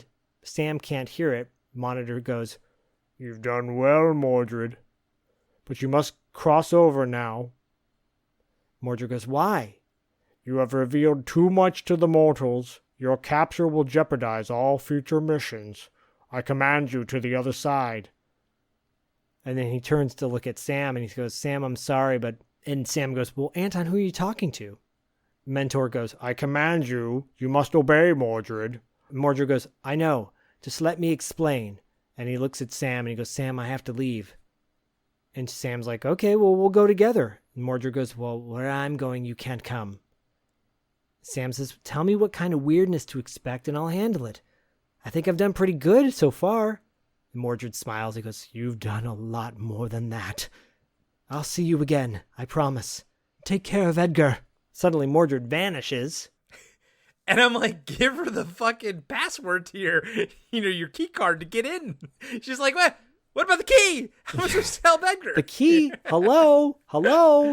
Yeah, so the cops show up. He should appear back and be like, oh, the combination is 1325, and then disappears back again. Yeah, because Guadio and the whole gang show up. He should have showed up then and be like, hey guys, what's up? Okay, see you later, peace out. Guadio shows up and, asks if Sam's okay, and she's like, I'm fine, but that son of a bitch tried to kill me. And suddenly Adrian comes back to life and he's struggling, holding his crotch, like, oh God.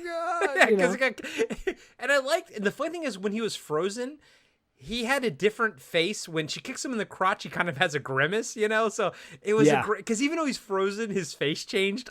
That was a great little joke nod. I think that was on purpose, Oh, that was great. Yeah, it's great. Great acting too. Yeah. So they have their guns on him and he's like, the master protects me from your puny weapons. You ain't got shit.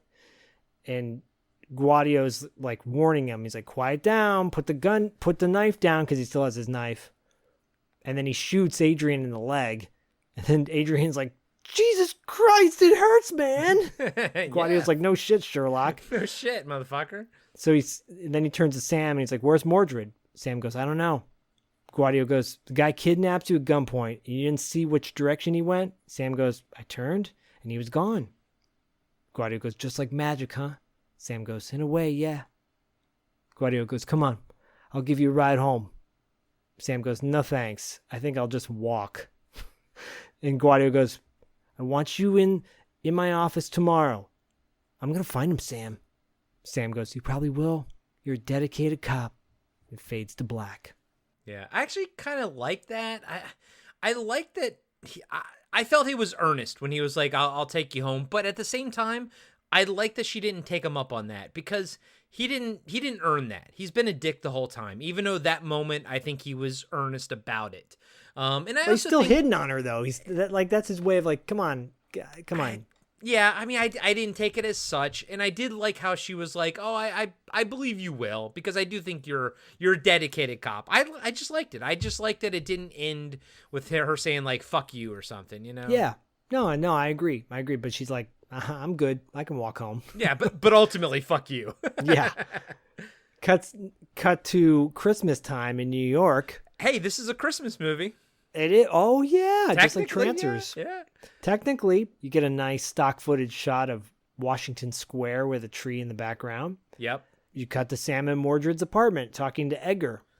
I mean, she got a life upgrade as far as apartments go. No shit. And she's kind of bummed out. She's like, no offense, Edgar, but there are other people I'd rather be spending my Christmas with than you. Edgar caws, and she goes, you'll have your bird seeds and I'll have my eggnog, and we'll watch It's a Wonderful Life for the 100th time. Guess it could be worse. Suddenly you hear Mordred's voice say, it could be better. Sam turns and Mordrid materializes in front of her. In front of the giant map, actually. Yeah. She's excited to see him and he's excited to see her. And she goes, much better. Mordrid thanks her for taking care of Edgar. And she asks if he's staying or if he's going to vanish again. And Mordrid goes, well, wherever they send me, I'll need some help. Somebody I can trust. Sam says, I'll do my best. She smiles. And Mordrid goes, good. But first, we have to have a little eggnog. Sam smiles and Mordrid goes, and watch our movie for the first time. They both smile, scene fades, and the credits roll. And that's a nice sweet ending. Yeah. Kind of romantic to Dr. Mordrid. Yeah, or it's, I mean, it could also just lead to like this doctor-companion platonic relationship. That's fine too, but regardless, honestly, it's the perfect way to end this movie. Final thoughts. I love this film, man. And it's such a stark contrast because I can actively remember my thoughts when I saw the cover for this back in 1992. And I was like, what is this bullshit? I'm not watching this crap. You know what I mean? Crap. But it's very ambitious. I was very surprised by how ambitious this film was and what they were able to accomplish with the budget that they had. And how economical it was in an hour and 15 minutes. My God, we are like triple the runtime of this movie. It's so easy to digest. It never feels slow or boring. It doesn't have time to. It just moves from one scene to another. But everything feels like it's there. I feel like very little is missing. I don't feel like there's much that for this particular story, I don't feel like that there's much missing. But at the same time, I want to see more. And I think that's why, a sequel was planned but never happened. But I think this would have been perfect for a sequel. And honestly, fucking do it now. Like do one of those movies where, it jumps into meaning as much time happens in real life as happens in the movie, and then just bring it back and everything. This was cool. It's a fucking rated R, Doctor Strange movie. And whether or not the rated R aspect works or is necessary, I'm more fascinated by the fact that this movie looked like, acted like, and sounded like an MCU movie from the 2020s. This felt contemporary. It felt like it could exist next to Doctor Strange proper and everything like that, next to Iron Man and all that kind of stuff. It felt like it. It's just, yeah, budget-wise, it's definitely small, but Richard Band's music is very superhero-ish, and I think it works great, and I think it elevates this movie to a whole new level. So overall, man, this was a good one. This was fun. I can see why this has a cult following. It's really cool, and I'm really happy I finally saw Dr. Mordrid. Yeah, I'm glad you did too, and I'm glad you liked it. It gives you a different perspective on Jeffrey Combs, who's known for being a certain way, and seeing him in a different light. Seeing Brian Thompson in a different light as a lead villain with some heavy dialogue and really milking it. And it's a fun, cool 74 minutes that, doesn't drag. There's a couple scenes. The interrogation scene is a little slow. That could have, felt a little bit faster, but overall I loved it too. I just thought it was great. It's great to watch it again. Great to break it down, and all those what ifs, what could have been. Because honestly, Full Moon's not the same anymore. That era's not the same anymore. That was lightning in a bottle for these types of movies, and it's over, unfortunately. But fortunately, we have these movies to watch over and over again. And Dr. Mordrid, Subspecies, Doll Man, etc., you can't recreate that gold. Can't recreate that magic on those tapes. But you can listen to this. You should watch it. If you've never seen it, go watch it. You'll enjoy it. It goes by super fast, and it's relatively painless when you're over and you're like, oh, I really love that. Or, okay, well, it didn't waste a whole lot of my life. Yeah. So there you go. Yeah, if you don't like it, it's not a giant commitment. I mean, Christ, it's half the length of any normal MCU movie. So it's just, yeah, dude. And it almost makes you, kind of channeling my inner Dustin, it almost makes you realize that they can really trim a lot of fat on some of these comic book movies and really focus them. And we can have a bit of a tighter story. There's nothing missing on this one. I didn't feel like there was anything more that I needed. There was more that I wanted, but it didn't feel like there was more that I needed. Well, I can give you something more that you need and that you'll want, and that's www.podcastingafterdark.com. Go there for all of the info on all the shows you love and more, and our merch page, which you can access from our website. It's a direct link to TeePublic. That's the best way, really the only way, to find our merch. All the t-shirts that Corey's designed, all the t-shirts that that we all the anniversary poster print t-shirts that we have, all the great iconic logos that you love from Podcasting After Dark. Believe it or not, that's a great way to support the show and look cool at the same time. And if you want to further support the show, you can go to patreon.com/podcastingafterdark. Many of you have already done that, and thank you so much for doing that. But if you haven't and you're considering it, please consider doing it. If you're not able to support in that way, consider giving us a 5-star review on Apple Podcasts or Spotify. And you can now leave positive reviews on Spotify as well as Apple Podcasts. So consider doing all that stuff. Are they doing that now on Spotify? Actually leaving like typed reviews and everything? You can leave like comments on. You can actually leave comments. We had one. We've gotten one comment on an episode. You can leave comments now on Spotify. That's so fucking cool. It's so cool, and we will read them and we will respond to them. And we do the same with all our social media posts. So go to Instagram, Facebook, but mostly Instagram. Just go to, that's where we interact with everybody. Yeah. And but everyone who supported us already, thank you so much. All of you that are new to the show, hope you enjoy this cult train that we are on, because it's going to keep chugging along for many more years to come. Yeah, no, Zach, maybe forever. Yeah, hopefully, God willing, Baphomet willing. Zach's right. Podcastafterdark.com, links to everything, Patreon, merch store, yada yada yada.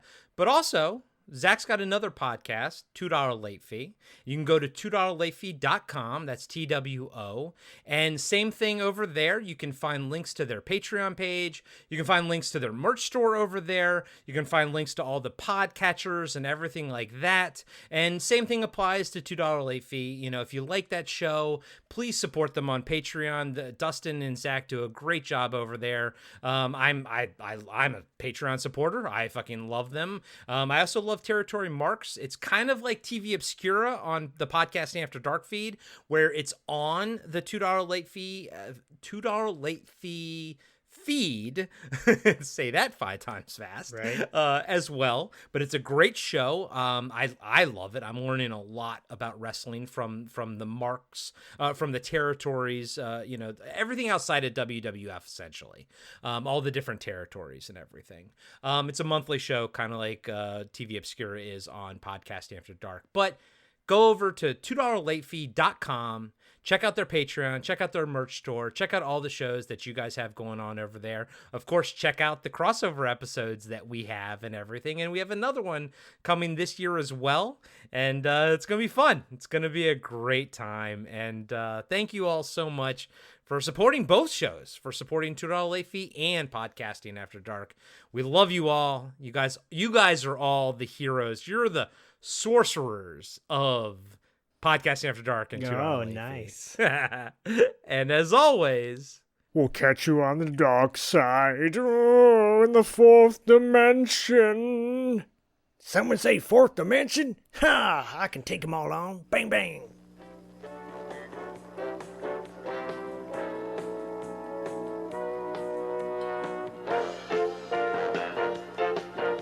Be sure to subscribe to Podcasting After Dark and give us a 5-star rating on iTunes. Support Podcasting After Dark on Patreon. Follow us on Instagram and Facebook at Podcasting After Dark. And visit us next time for another installment of Podcasting After Dark. with Corey Stevenson and Zach Schaefer.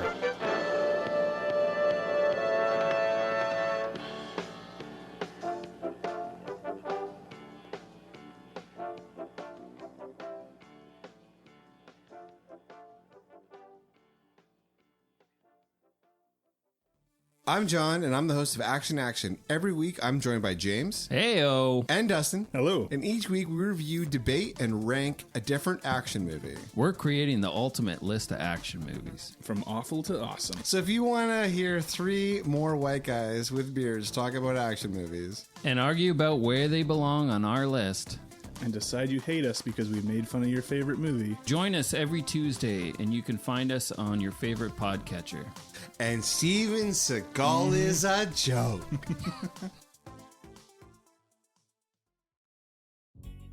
Hey everybody, I'm Tim. And I'm Dean.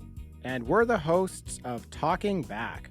We're a retro-based podcast covering movies, comics, video games, and more. Check us out every Monday where we hit the rewind button and dig into some of our favorite content from the past. We like to keep things fun, lighthearted, and informative. Do you feel like you need more nostalgia in your life? Then check out Talking Back. We're available everywhere podcasts are found.